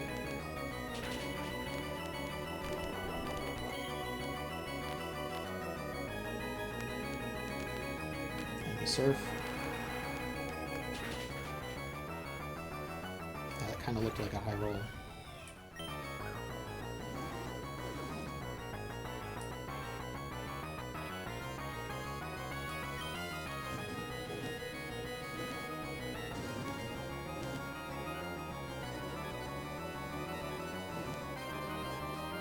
I think it's okay. I don't think that was a crit. I didn't see the text that said that it wasn't a crit, and I got nervous, but I'm pretty sure that that's fine. Let me see.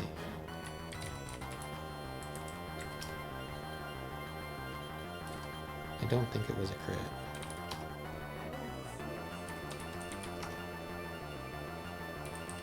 I think I just got nervous.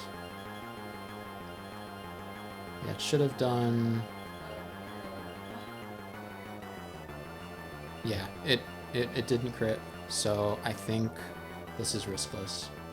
I just missed the text. It would have just said normally, and I missed the text. And Dragapult got burned anyways, so even if we had crit, it still should have been fine. Let me make sure my notes are right. Alright, so in the case where Dragapult did get burned, we are clicking U-turn into Mewtwo.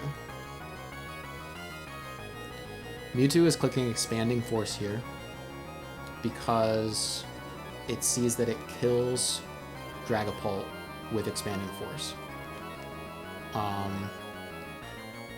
The Spiritomb is going to now Will-O-Wisp the Greninja slot. So there's a small chance here that we crit U-turn the Mewtwo and kill the Mewtwo on this turn. But more likely, we don't kill it on this turn. The Mewtwo is going to kill the Dragapult on this turn. Let me back up though. So Dragapult is fastest, so Dragapult is going to get an attack off. And then Mewtwo is second fastest, so Mewtwo will kill Dragapult. And then we will attack the Mewtwo.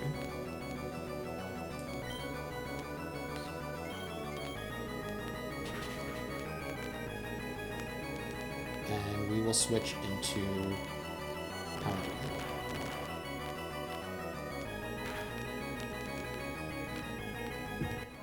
A lot of the branching lines in this battle, like when I was young, so young, many years ago.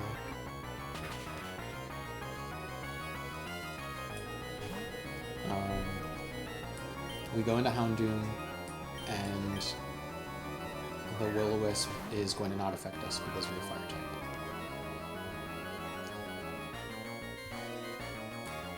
And this always brings in Dialga. So many of the branching lines involve making sure that Dragapult dies on that second turn.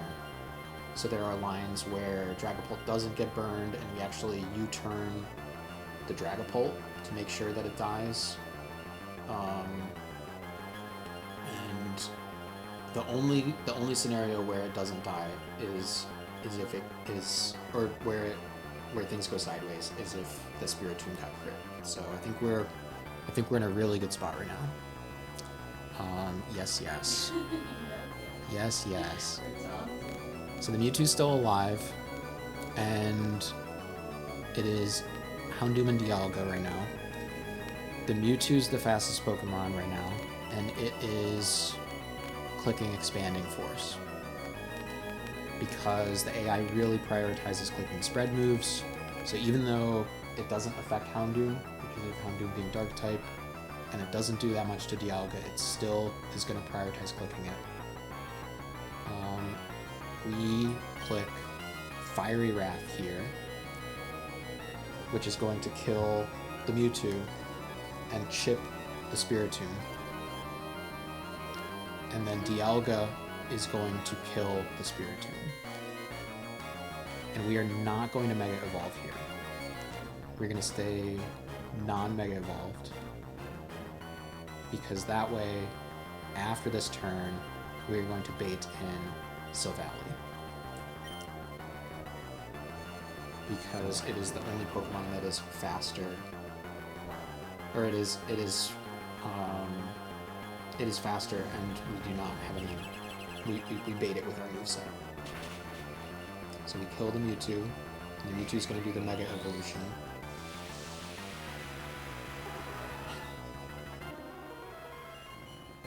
Please don't.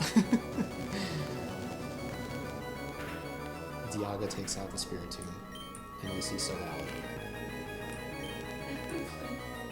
Please don't.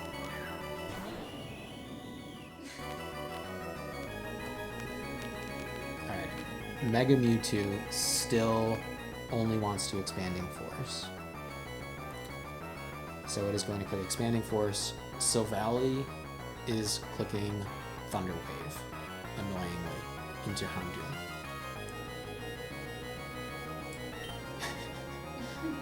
Clicking Thunder Wave into Houndoom, and we really do not want to get paralyzed. So we are going to switch out this turn, and we're going to switch into Focus Sash Golisopod.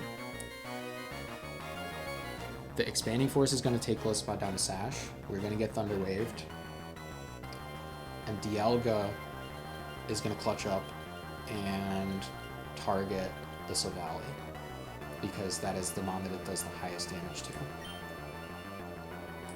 And then we are going to exit out with Golisopod and come back into Houndoom.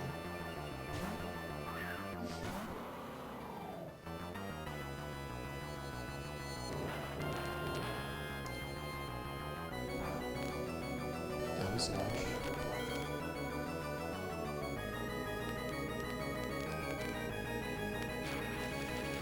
Thunder Wave. And Flash Cannon. This could kill. I think there's a 13% chance that this kills. But it doesn't that time. And we exit back to Houndoom.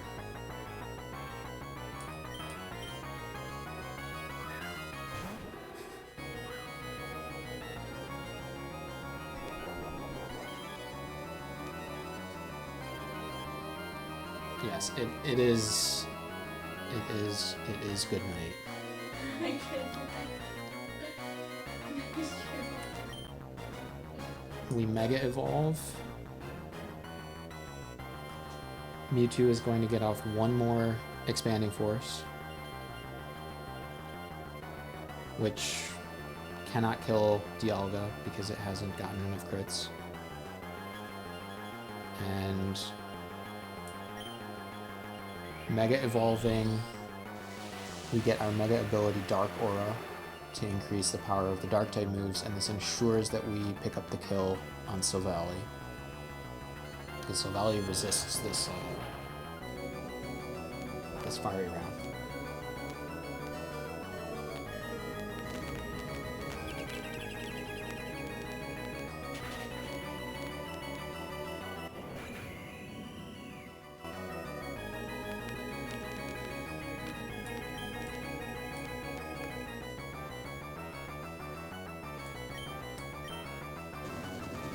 And then Dialga can pick up the kill there because it still has a little bit of health left. So the other big risk was that like the Dialga gets crit 3 times in a row. If the Dialga got crit 3 times in a row, which is vanishingly unlikely, then we would have had to steer this. Very, very unlikely. But it didn't, and so now we are faster than both of them, and we just one-hit KO the Genesect. The Moltres is going to Nasty Plot, and Dialga is going to chip the Moltres, I think with Flamethrower.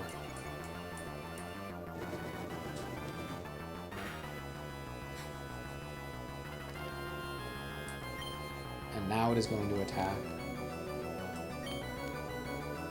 And we're just going to switch here into Greninja.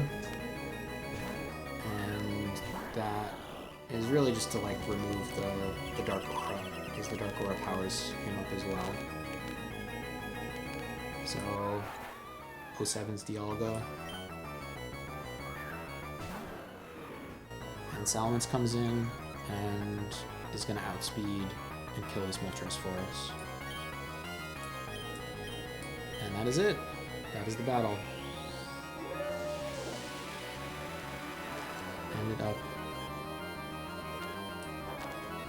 Ended up just fine.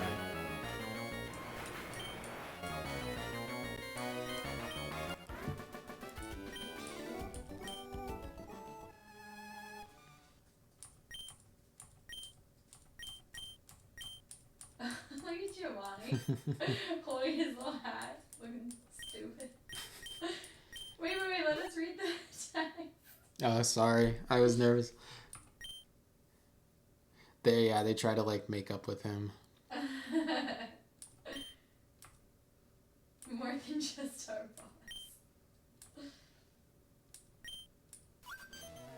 kind of sweet.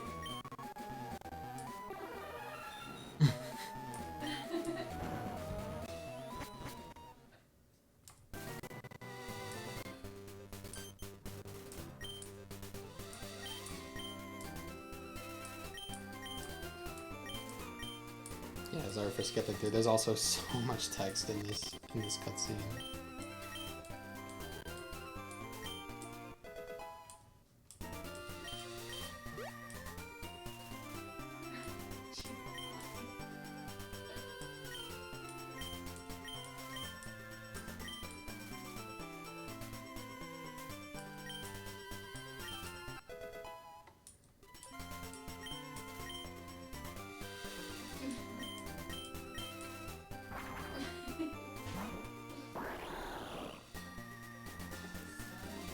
Alright, man. How you feeling? Feel good. I mean, oh, yeah, you should. that went the way it was supposed to. Yeah, I mean, I don't mind. Like, I think it was like a 2% chance or so for that to go poorly. I think that that's still better than the way that this battle typically runs. Yeah. Better than ever done before. Best one to ever do it. I don't know. I'm not gonna say that. But yeah, you like. I feel like if you don't keep like what I saw during testing of that line, when I was trying to figure out like what the AI would do. I think that if Houndoom is not at full health, then the Mewtwo can just take a shot at it, and it's very hard to control exactly what the Mewtwo does if you take any chip on Houndoom. So it was not riskless. It was almost riskless.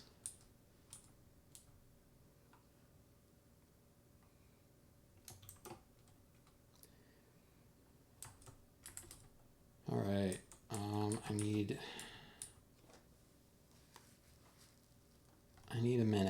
get some water.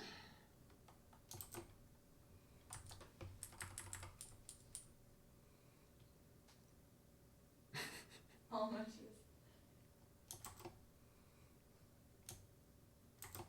is Mewtwo? Do you have a Mewtwo? You don't. No. But yes, Haley, I also like Mewtwo. So cute, and I like Mew.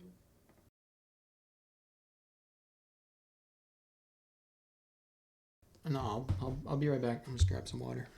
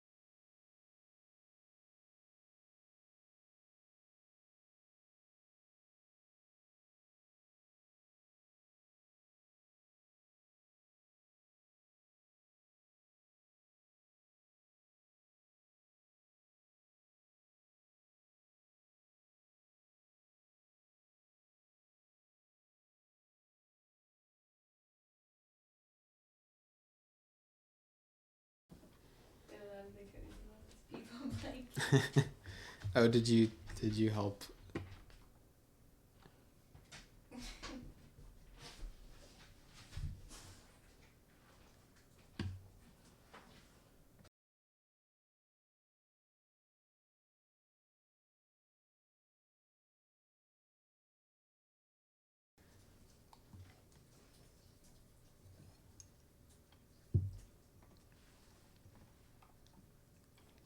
All right.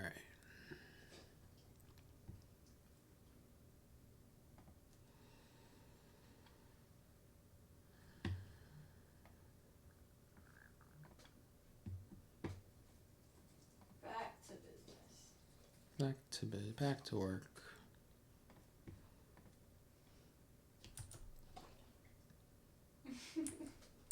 Now that we lost the dead weight. Just kidding. The what? I said now that we lost the dead weight. Who's the dead weight? I'm just kidding. I was talking about how Allie and Haley are going to bed. They're still in the chat though. Oh.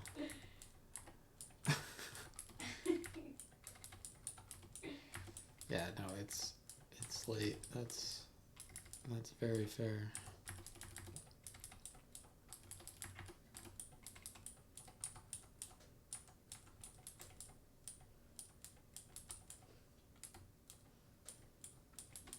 I hope we didn't scare away your viewers. No, it was fun.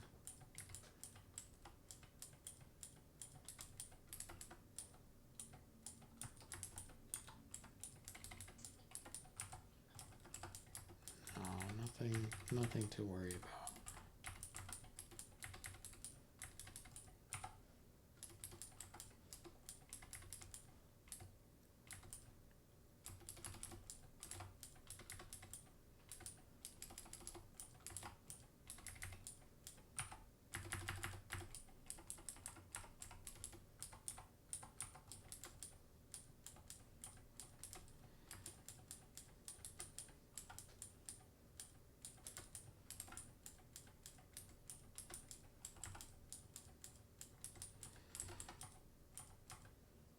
mean, it's kind of funny because, like, in the end, the battle is just, like, 6 turns or so.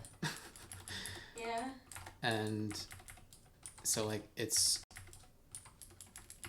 a risky battle relative to, like, other battles that I mapped out. Mm-hmm. And it's also, like, an incredibly complex battle. Like, there are so many different, like, branching lines, and, like, you choose to do different things if, Yeah. like, Sounds different like it took a lot of brain different random chances happen. And so, like, I have my notes, and there's like so many different, like, permutations. Yeah. But it's hard to, like, describe that. I think it will be fun to, like, push the update to my site, and kind of, like, just in case anybody's ever curious, like, anybody watches this VOD and is like, oh, like, what happens if, you know, that move did crit? What happens if, like, on the first turn, Spiritomb burned the Greninja instead of the, you know, like, whatever people might be wondering about, and can see the way that it would flow. Yeah. Which I think is cool. Yeah. Thank you. Alright. 8th gym loading. Woohoo!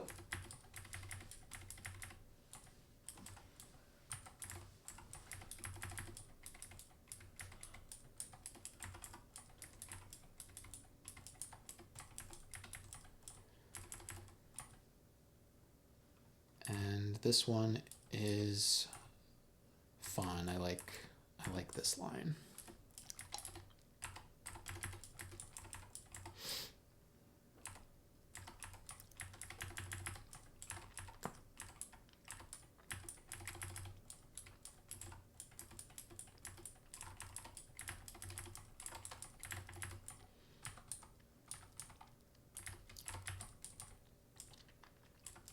Go modest. Let's see, I don't need this. Don't need that. Don't need that. Life orb.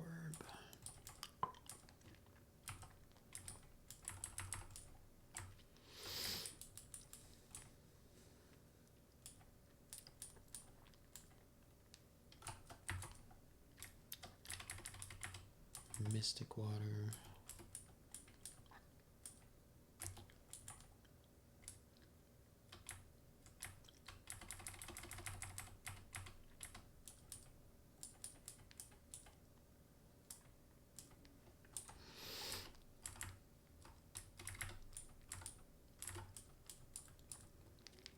Life orb.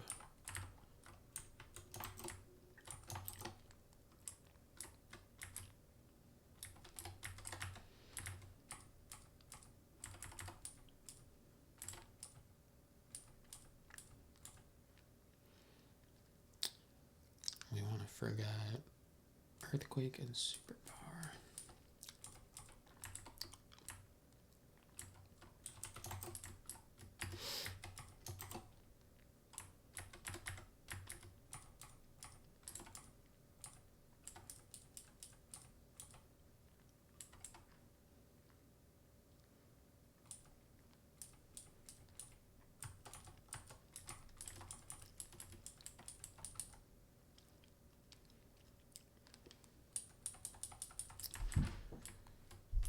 Focus Punch Darmanitan is the tech.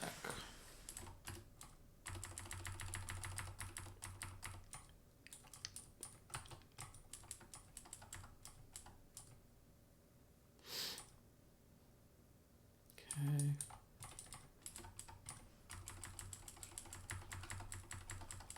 And then we are bold.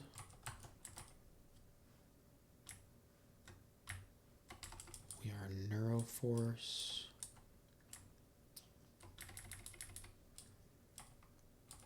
We are Expert Belt. And for the first time in the run, we are going to be clicking Encore.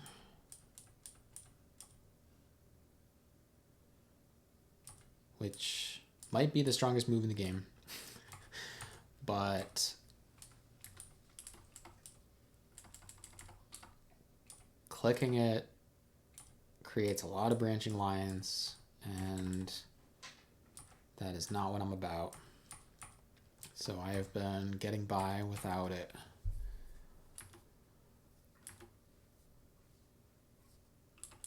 But we need it for this battle, which is a very difficult battle. And in order to have a riskless line, we use Encore.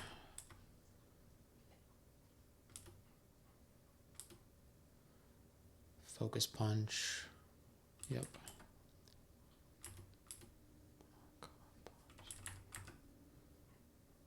Bold, Neuroforce, Expert Belt.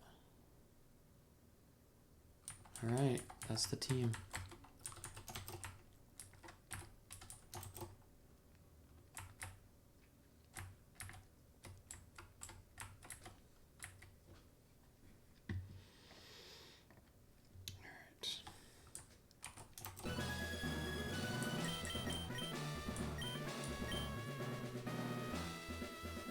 We are going for our 8th badge.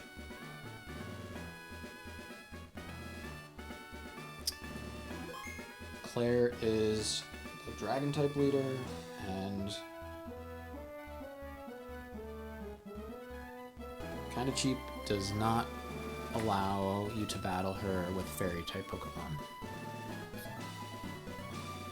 which fairy type has immunity to dragon type moves. So she basically says you can't do that. You have to fight me without dragon type or without fairy type.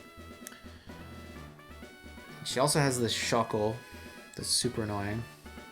Very hard to one-hit KO. There's like 2 or 3 mons that can one-hit KO this thing. One of them is Jellicent. So we are going to be leading Jellicent. And then she's got a lot of strong dragons in the back, so we'll see what happens.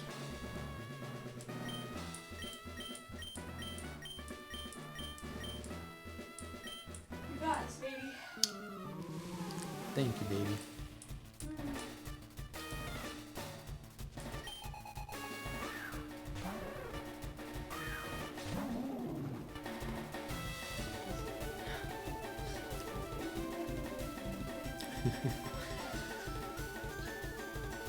Alright. We are faster, and we are clicking the water spout. And we are Life Orb, so we're going to take a 10% recoil. And because of how water spout works, this is actually going to slightly weaken how much damage water spout does. And that is actually exactly what we need to bait out Eternatus, which is scary strong, poison dragon type, super fast, really, really high stats. We don't have anything that can really like take multiple hits from this guy. So we go into Golisopod, and we're Focus Sash, but I'm pretty sure we don't need the Focus Sash actually. I think we're just Focus Sash because of the last battle. I think we would live a max roll crit. So this is Dynamax Cannon. And it's going to drop us below half health. And we're going to emergency exit into Dreadnought. And Dreadnought can take a hit from this Eternatus. Dynamax Cannon does a maximum of, looks like 195 to us. And we can slow Flip Turn. And we're holding a Mystic Water to do a little bit extra water damage.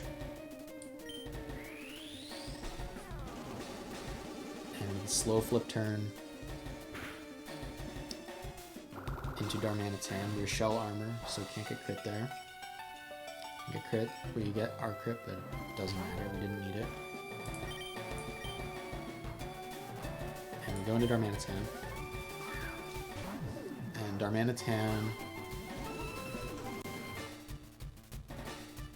outspeeds, and with that chip,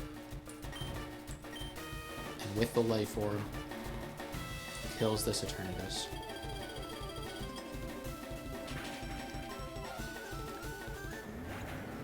And Claire has 4 Mons in the back, and they are Raging Bull, or Roaring Moon, Magearna, the Necrozma, and the Archaludon.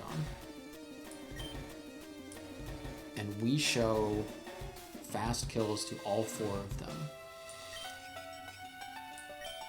And one of them is fiction, though.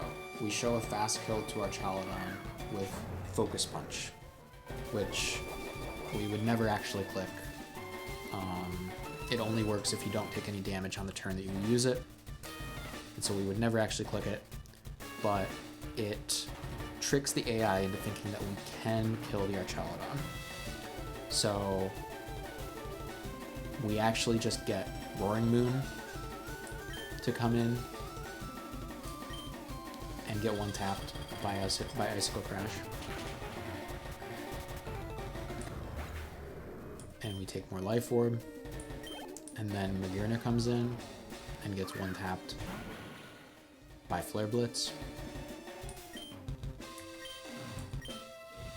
Yeah, I'm not surprised you like that one.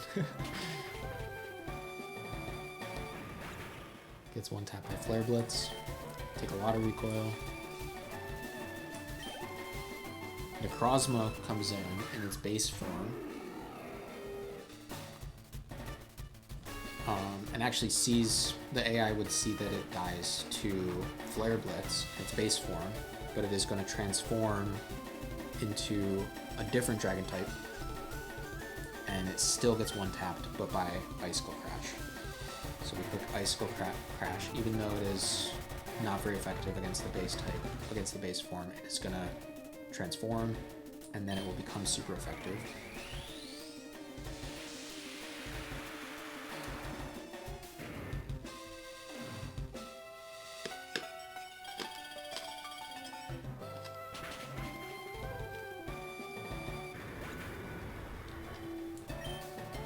And then finally we get the Archaludon. Assault Vest to boost its special defense. Bad company ability, so it doesn't take recoil. It has some really heavy hitting moves. Just like Misty's Archaludon, this guy is a demon. And because we're at low health, because of all that recoil, it is clicking a random move. And again, we cannot click Focus Punch because we would never get it off. It would hit us, and the move would fail, and we would die.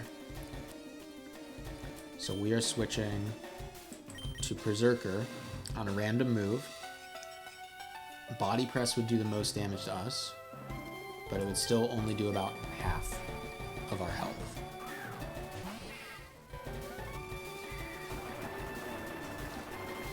And because no matter what, we take about half from its strongest moves, this is baiting exactly Body Press now. So we go into Golduck, and we're going to resist Body Press.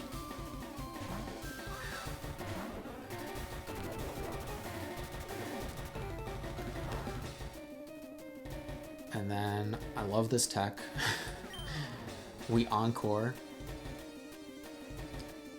And because of Encore, it needs to click Body Press again for the next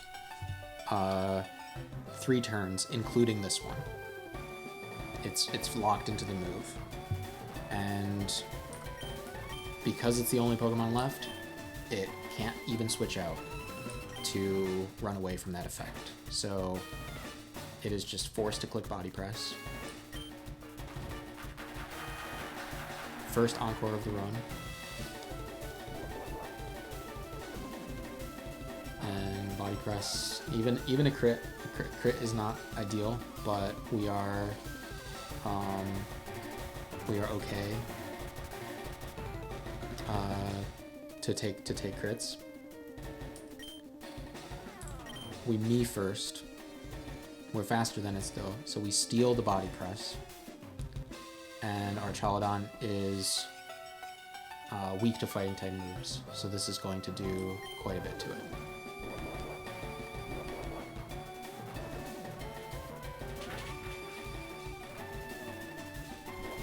We take one more body press.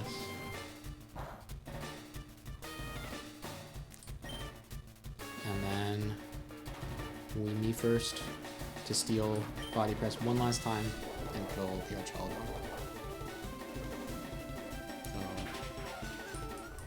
So, a gift. A gift to the community. Encore, me first.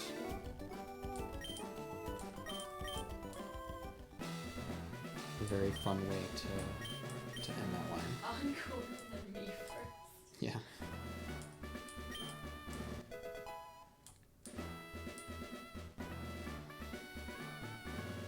Alright, nice.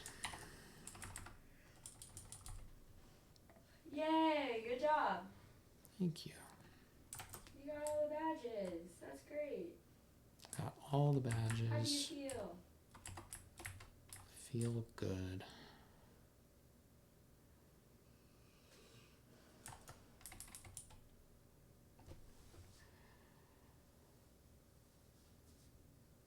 Feel good.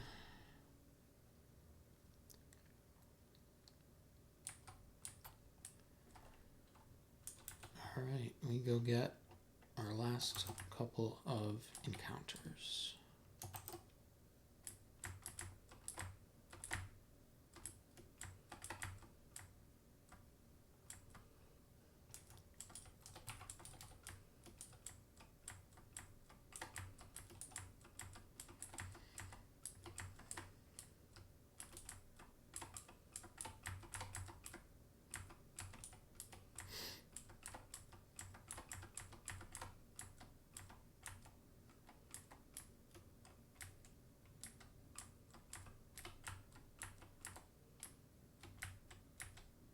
Or 12 or 13, yeah.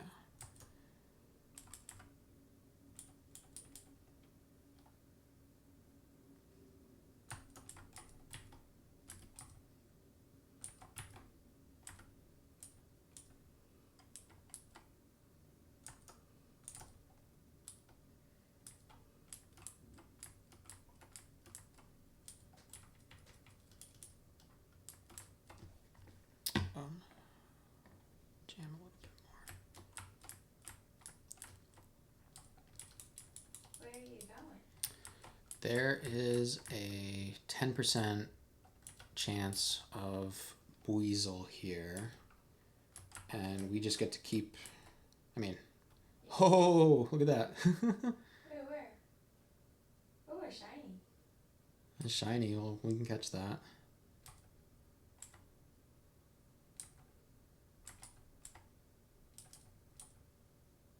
That's cool. That is cool. It is, I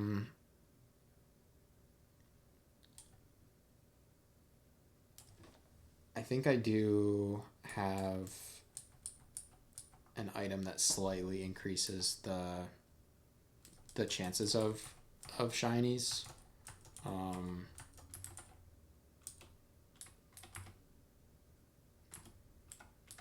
do you go? Oh, there he is. That's fun. So cool.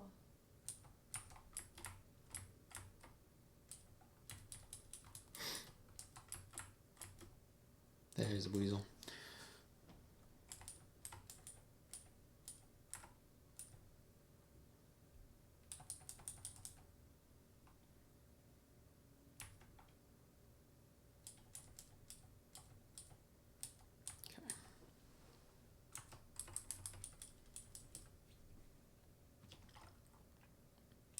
I literally thought that It's probably Buizel. I'm gonna guess.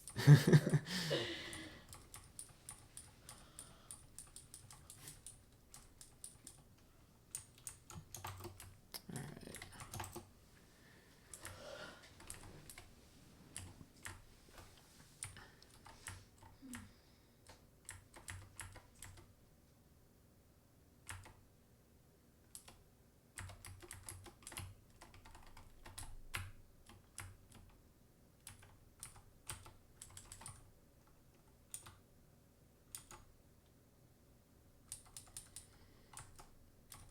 I feel like I have done this wrong sometimes, so I'll just save and I'll clause if I need to, but Done what wrong? at this point in the game, now that you have all of the badges, there are these like legendary Pokemon that randomly spawn. And every You need time one of them? I need 2 of them. And at least the way I have it in my notes is that I try to catch this one on a specific route. Is he there? I can't tell. But sometimes I misread the map and I like go into the grass when he's not really there. And like a different one is in the grass or something. This also could take like Could take a minute. 5 to 10 minutes if I get unlucky. I'll take the chance to plug some of my devices in. That sounds good.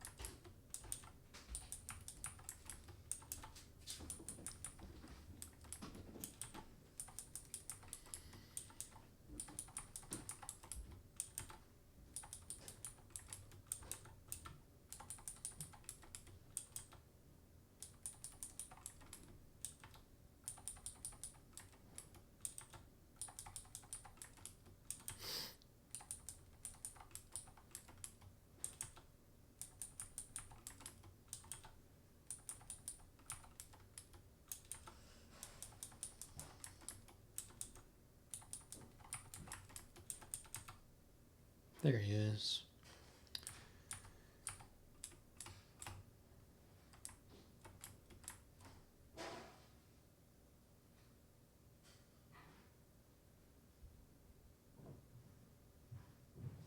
Okay, well that's annoying.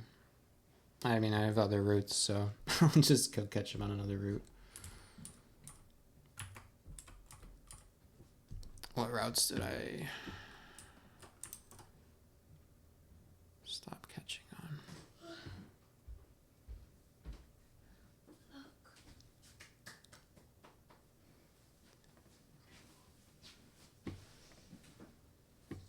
Let's see. Did you get it? Yes. No, actually I did it wrong, but it doesn't matter. I can still fix it. But yeah, I did do it wrong. Which is funny, because I knew I would. Oh. Or I didn't know that I would, but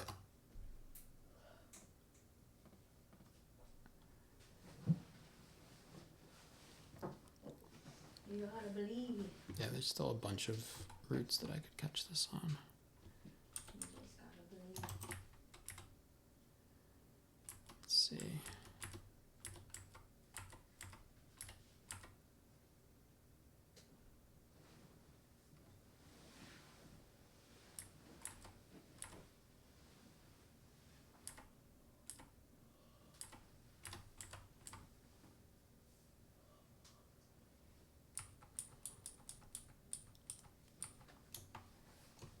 Alright, let's not do this again.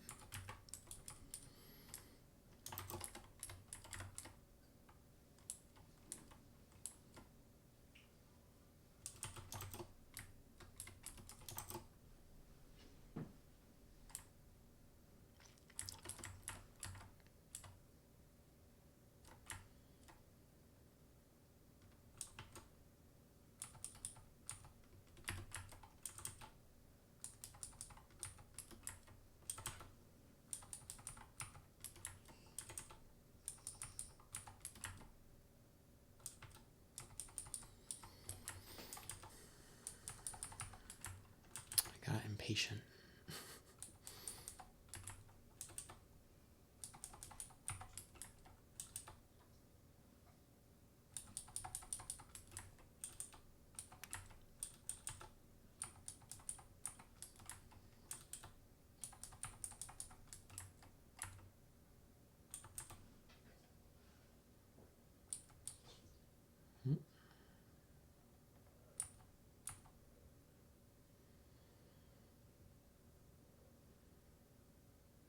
Come on.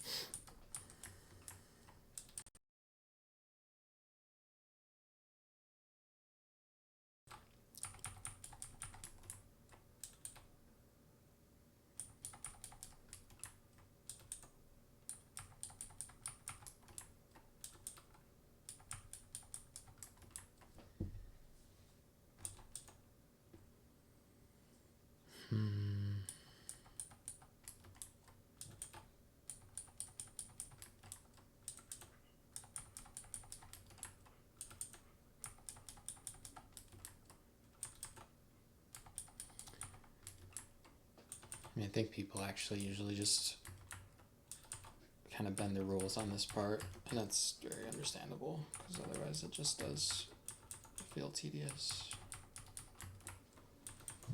I get it.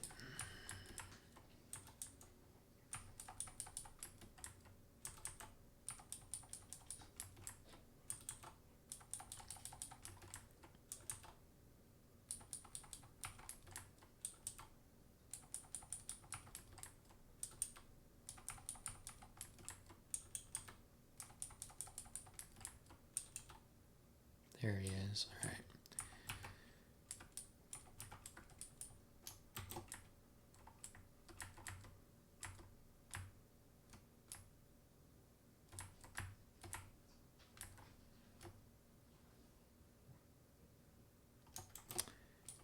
There's a guy.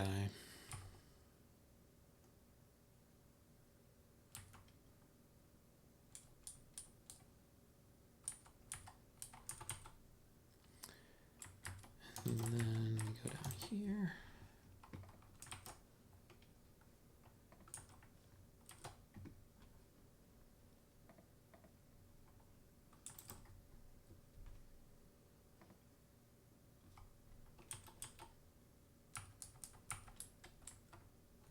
Let me save first.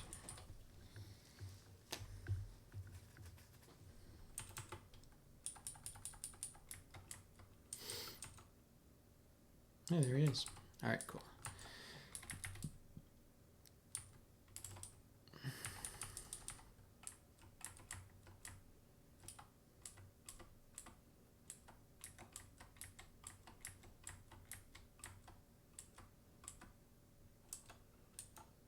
It's still there, right?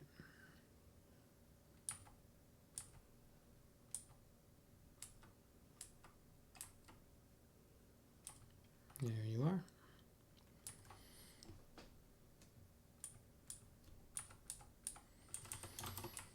All right.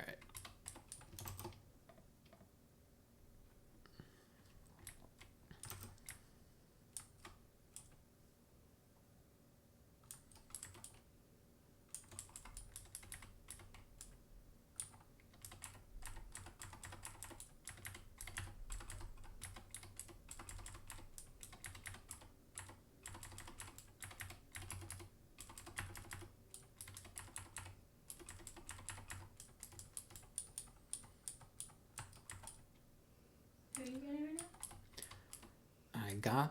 I got them all. We got the Buizel, we got the Chen Pao legendary, and we got the Thunderous legendary.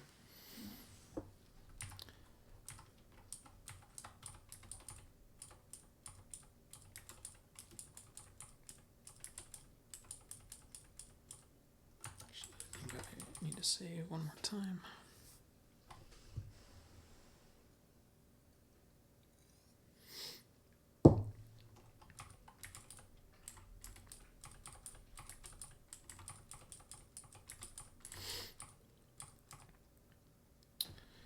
So there are only 1, 2, 3, 4, 5, 6, 7, 8, 9, 10 battles until E4. And a bunch of those are quick ones.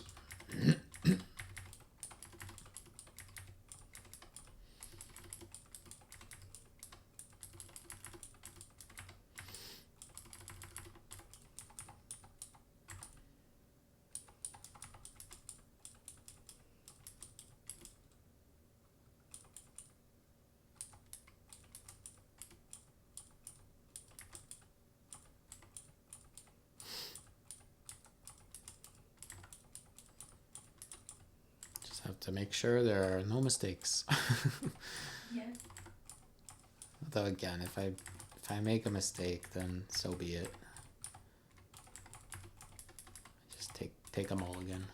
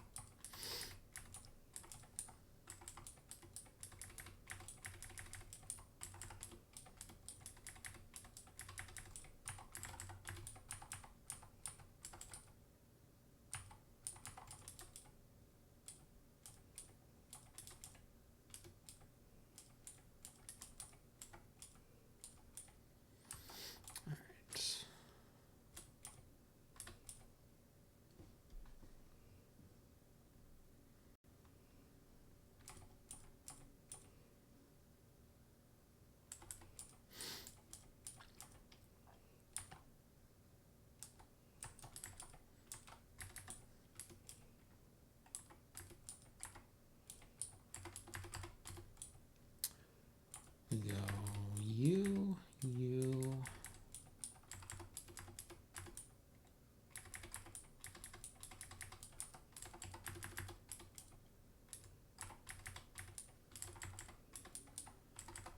And you.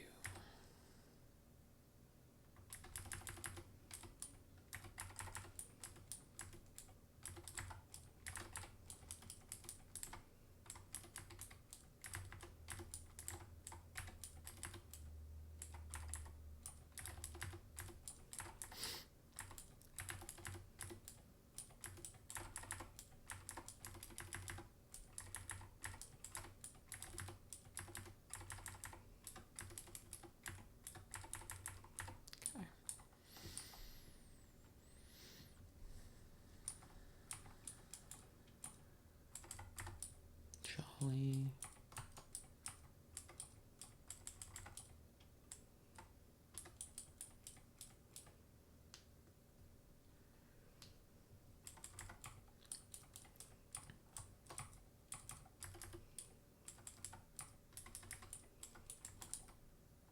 Mm-hmm.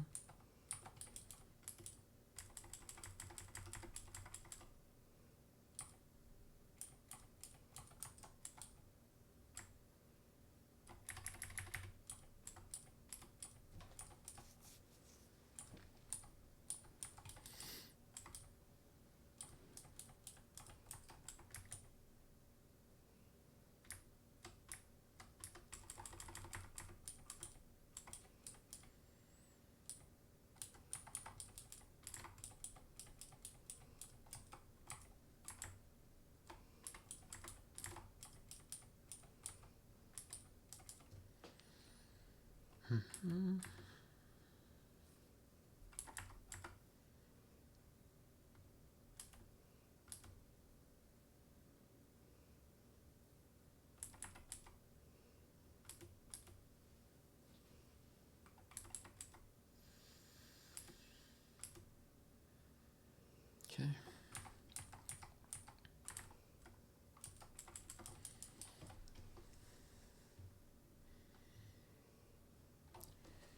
This rival rematch battle is tricky. It's in Permanent Rain. He has his Mega Blastoise again. He's got a Ferrothorn and a Goodra and a Celesteela that are all really bulky, and this Basculegion is super fast with Swift Swim. So, tricky battle.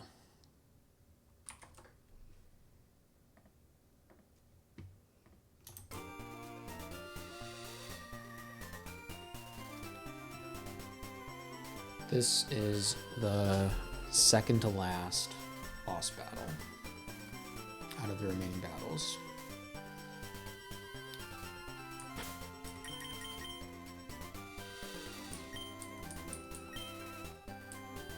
Let's do it.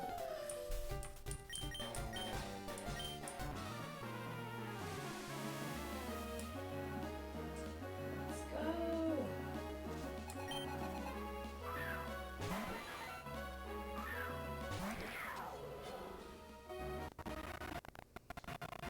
Permanent Rain.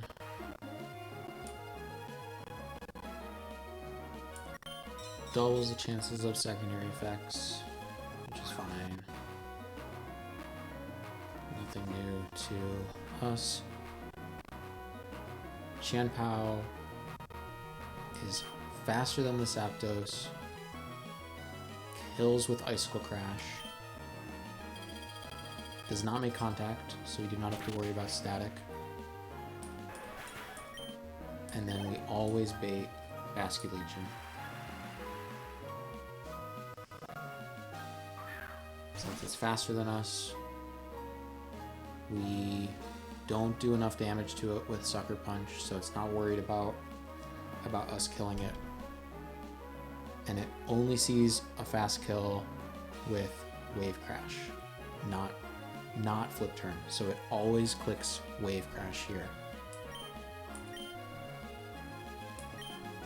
We go. I don't remember ever seeing you use this He's brand new. gun. Wait, brand The Qianpao? new? Yeah. Just caught him.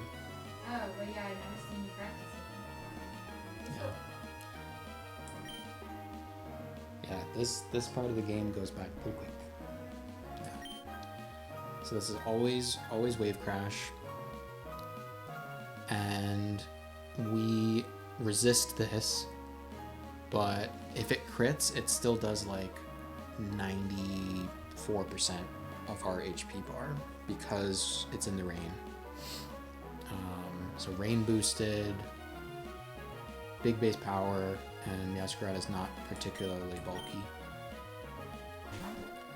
So even though we resist this, we still take a lot from it.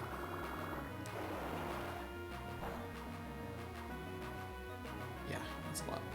It takes recoil, which matters because we are choice banded and we are going to priority Sucker Punch kill this just barely with Sucker Punch. It's just enough after the recoil. And then because we're choice banded, the AI switch in logic only considers Sucker Punch. And Ferrothorn is the only Pokemon that resists Sucker Punch, so this baits out the Ferrothorn. We are Dark type, so this, I believe, is always Leech Seed. I've never seen it click anything else, even though you'd think it could click Could click Gyro Ball. But I think this is always Leech Seed.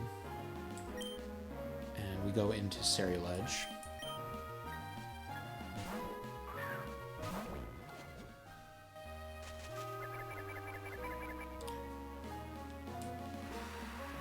And then even in the rain, because Ferrothorn is 4 times weak to fire, Bitter Blade with the charcoal item kills Ferrothorn, heals us back up to full, and then we take both Iron Barbs and Rocky Helmet recoil damage from this Ferrothorn.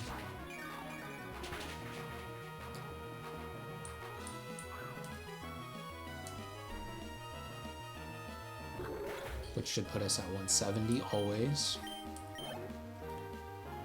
And then this baits in Blastoise. Blastoise is faster than us and sees kills with both Dark Pulse and Hydro Pump in the rain. But Hydro Pump is inaccurate, so this always is Dark Pulse. And because we're showing it this fast kill, it is never Shell Smash. So we switch into Zapdos and take a pretty good chunk from Dark Pulse as it Mega Evolves.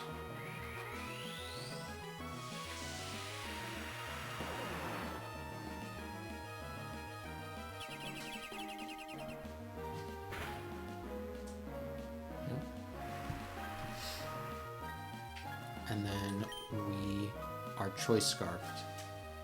So we are faster than this. And we're faster than the Celesteela as well.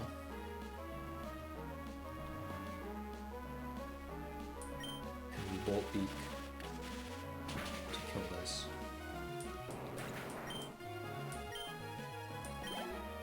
And bait Goodra, since we would also fast kill the Celesteela.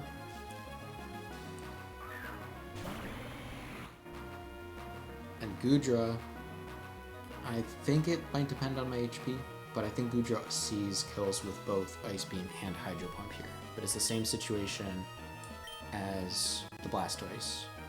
It won't click Hydro Pump because it's inaccurate. So it's always Ice Beam. We go into Chien-Pao.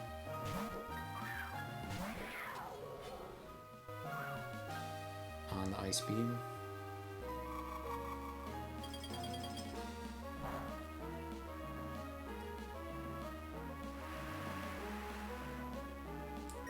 And we are faster, and we kill with Icicle Crash.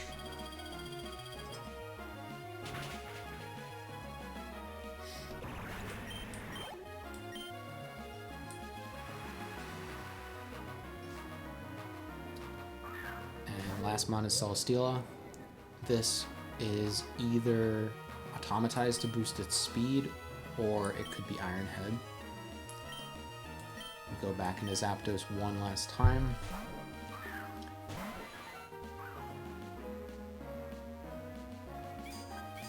Iron Head. And we would have just enough HP if both the Dark Pulse and the Iron Head had crit. And we would outspeed the Celesteela even if it had automatized because of our Choice Scarf. And we Bolt Beak and kill the Celesteela.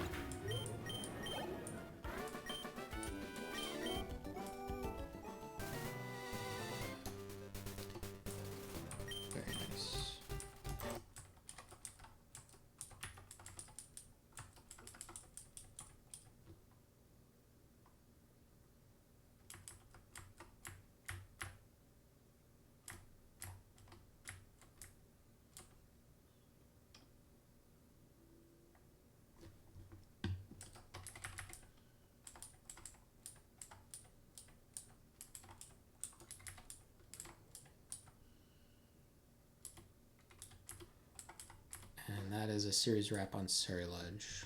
Ah. Did not do that much.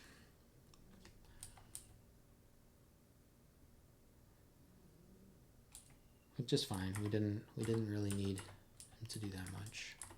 What's next? I'm trying to decide how much I've got left in me. I don't think I've got a lot left in me. I think what probably makes the most sense is one more battle and then we go to bed. Okay. And I will finish in the morning. But I think that the odds are going up of me making a mistake. And I don't want to do that.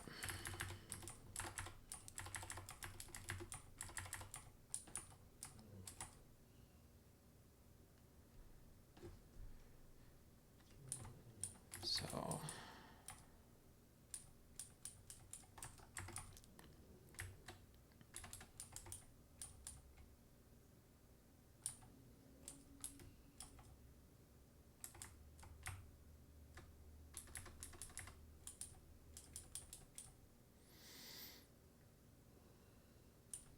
The snowman one is so ugly, I'm sorry.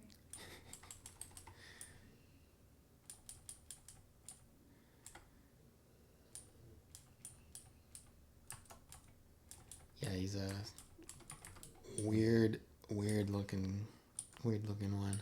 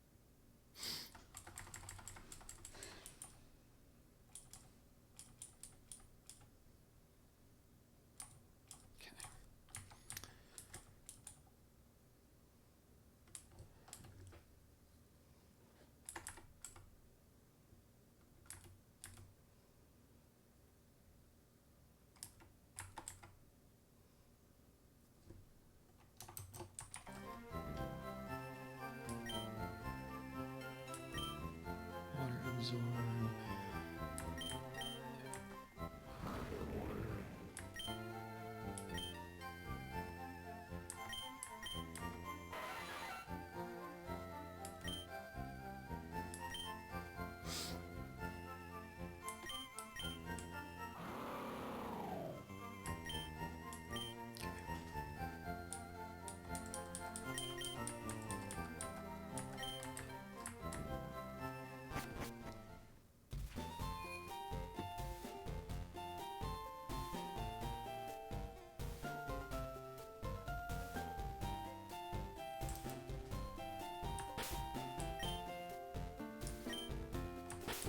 I'll save down here and I'll save up here at the top.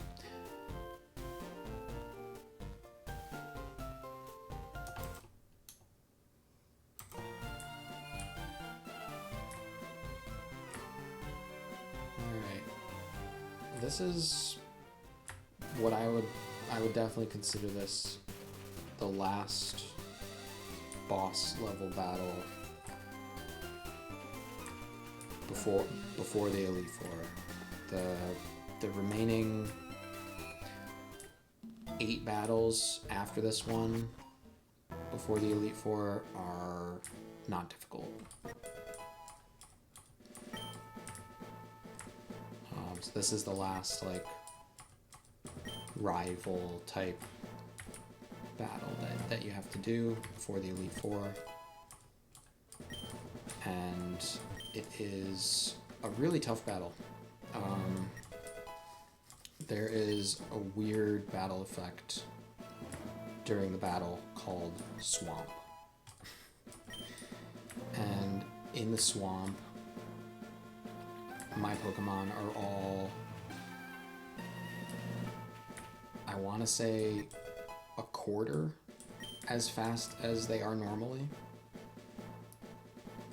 So it's like reverse Tailwind, like in that battle where the gym leader Koga had just fast Pokemon.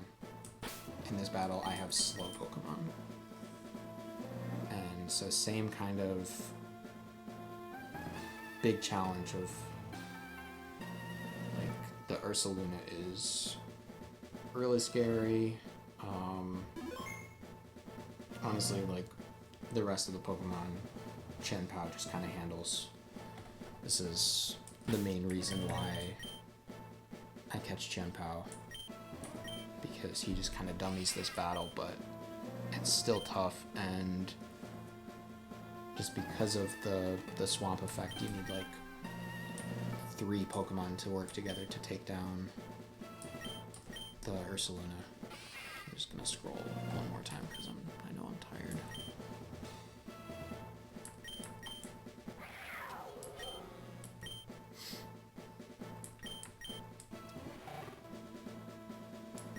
Water absorb. Shell armor.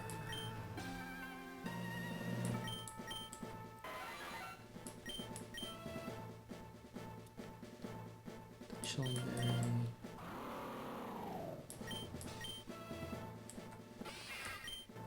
Alright. It all looks right.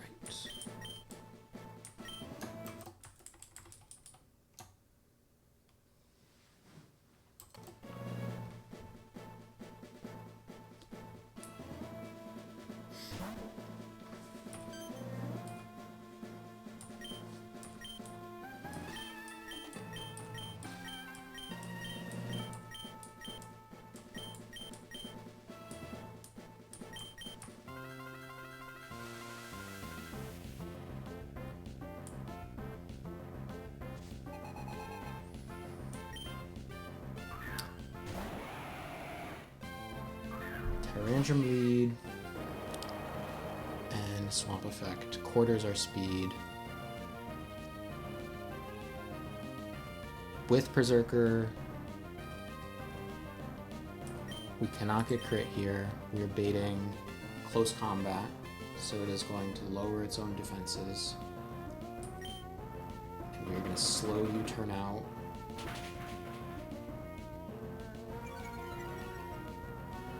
To Chien-Pao.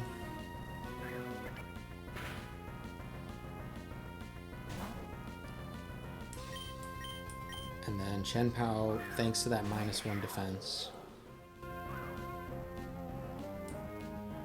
is able to priority Ice Shard kill Tyrantrum. And then we are baiting either Empoleon or Ursaluna, because they are the only Pokemon that we cannot kill with Ice Shard or Sucker Punch. So we get the Ursaluna, Demon in, and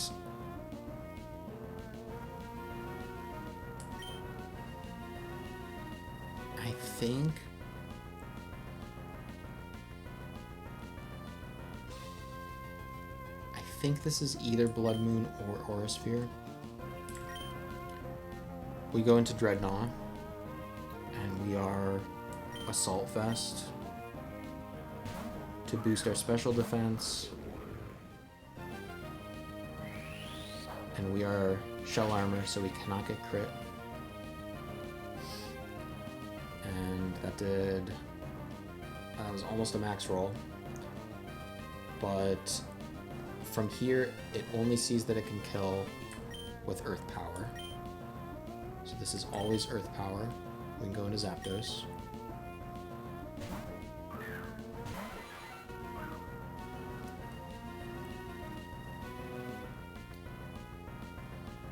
now it is Blood Moon.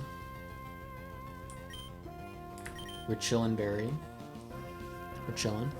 So we get to take half damage from this move. And we're gonna slow U-turn to Golisopod. So first we went to Dreadnought, then we went to Zapdos, now we're going to Golisopod.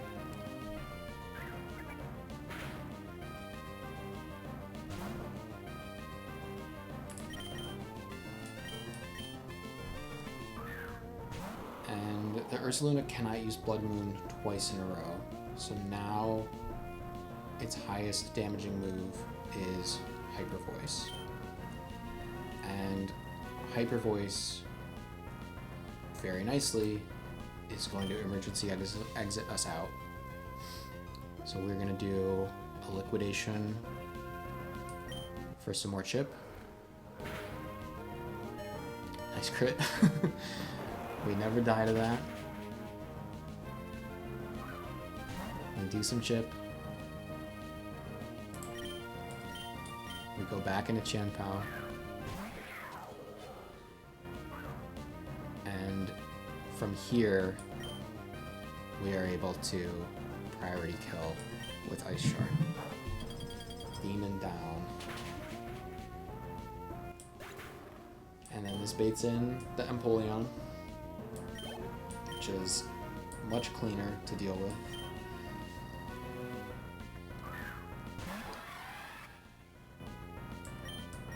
It should be clicking Scald.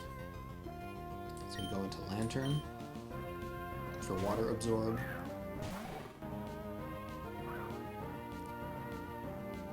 And then it is going to click Calm Mind and set up until it thinks that it can kill us. So it's going to click Calm Mind with Thunder Wave to have its speed.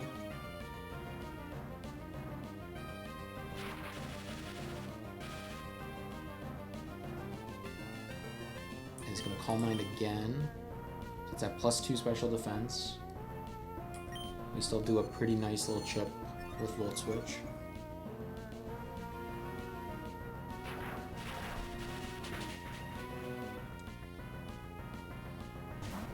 Go back to Chien-Pao, and our speed is quartered because of the swamp. The Empoleon's speed is only halved because of the paralysis. But after all of that math, we do outspeed this because we are much faster than it normally.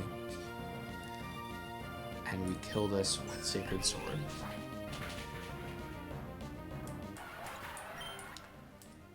And then the 3 Mons in the back come in, and they are faster because of the swamp, but they all die to priority moves. Priority Sucker Punch with the Life Orb.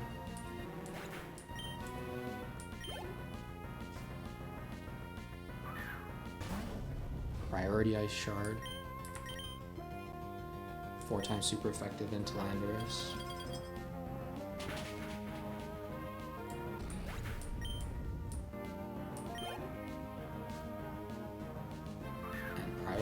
Priority Ice Shard, 4 times super effective into Sceptile.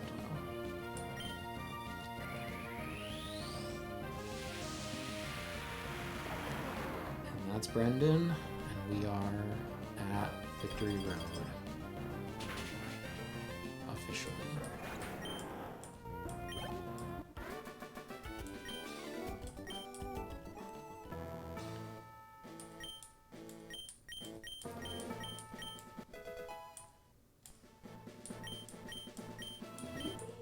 Yippee.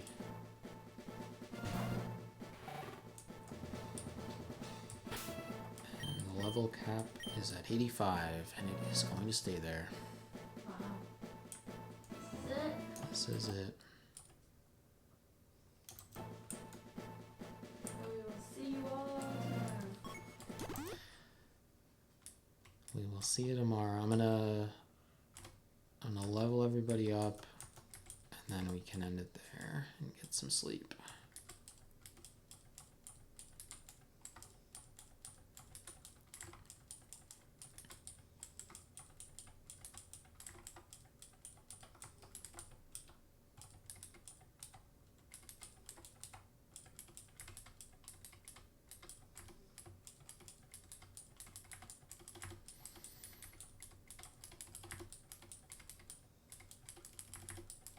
Did you have breakfast this morning?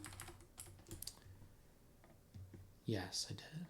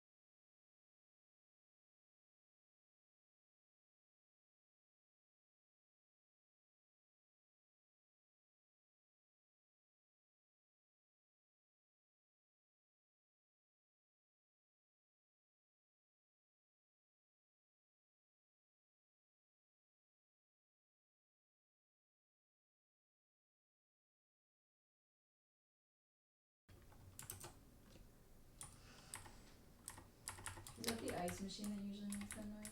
Yeah. Yeah, I hear it every once in a while. I'm like, Put the four goats Go goats!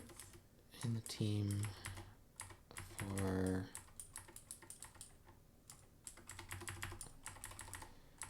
bedtime tonight.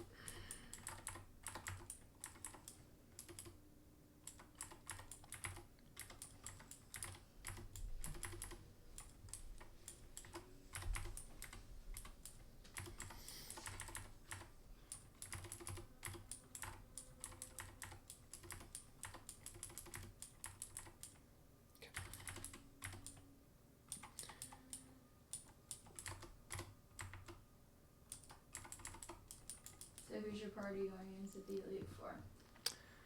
We will talk about that tomorrow. Cliffhanger. Yeah. I mean, we can look at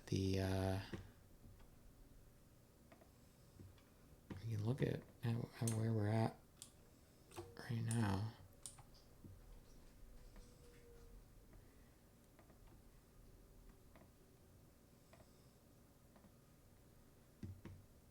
So this is where we end up at the beginning of Victory Road. I think this is like it's around like 75 battles. Let's see. 79. So we've done 79 battles. Berserker has come to 43% of them. It's crazy. Been around since the beginning, come to almost every other battle. But yeah, these are the four goats.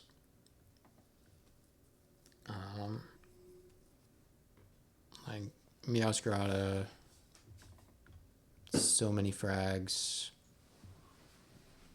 Darmanitan, so many frags, and then Berserker and Golisopod just coming to every single battle. Yeah. What time do you want to do tomorrow? I am not sure, but I'll end. Yeah, I'll end the stream and then I'll figure it out. I don't know. It'll probably be. Let's see. I don't want it to be too late. I'll probably try to do it more in the morning than in the afternoon.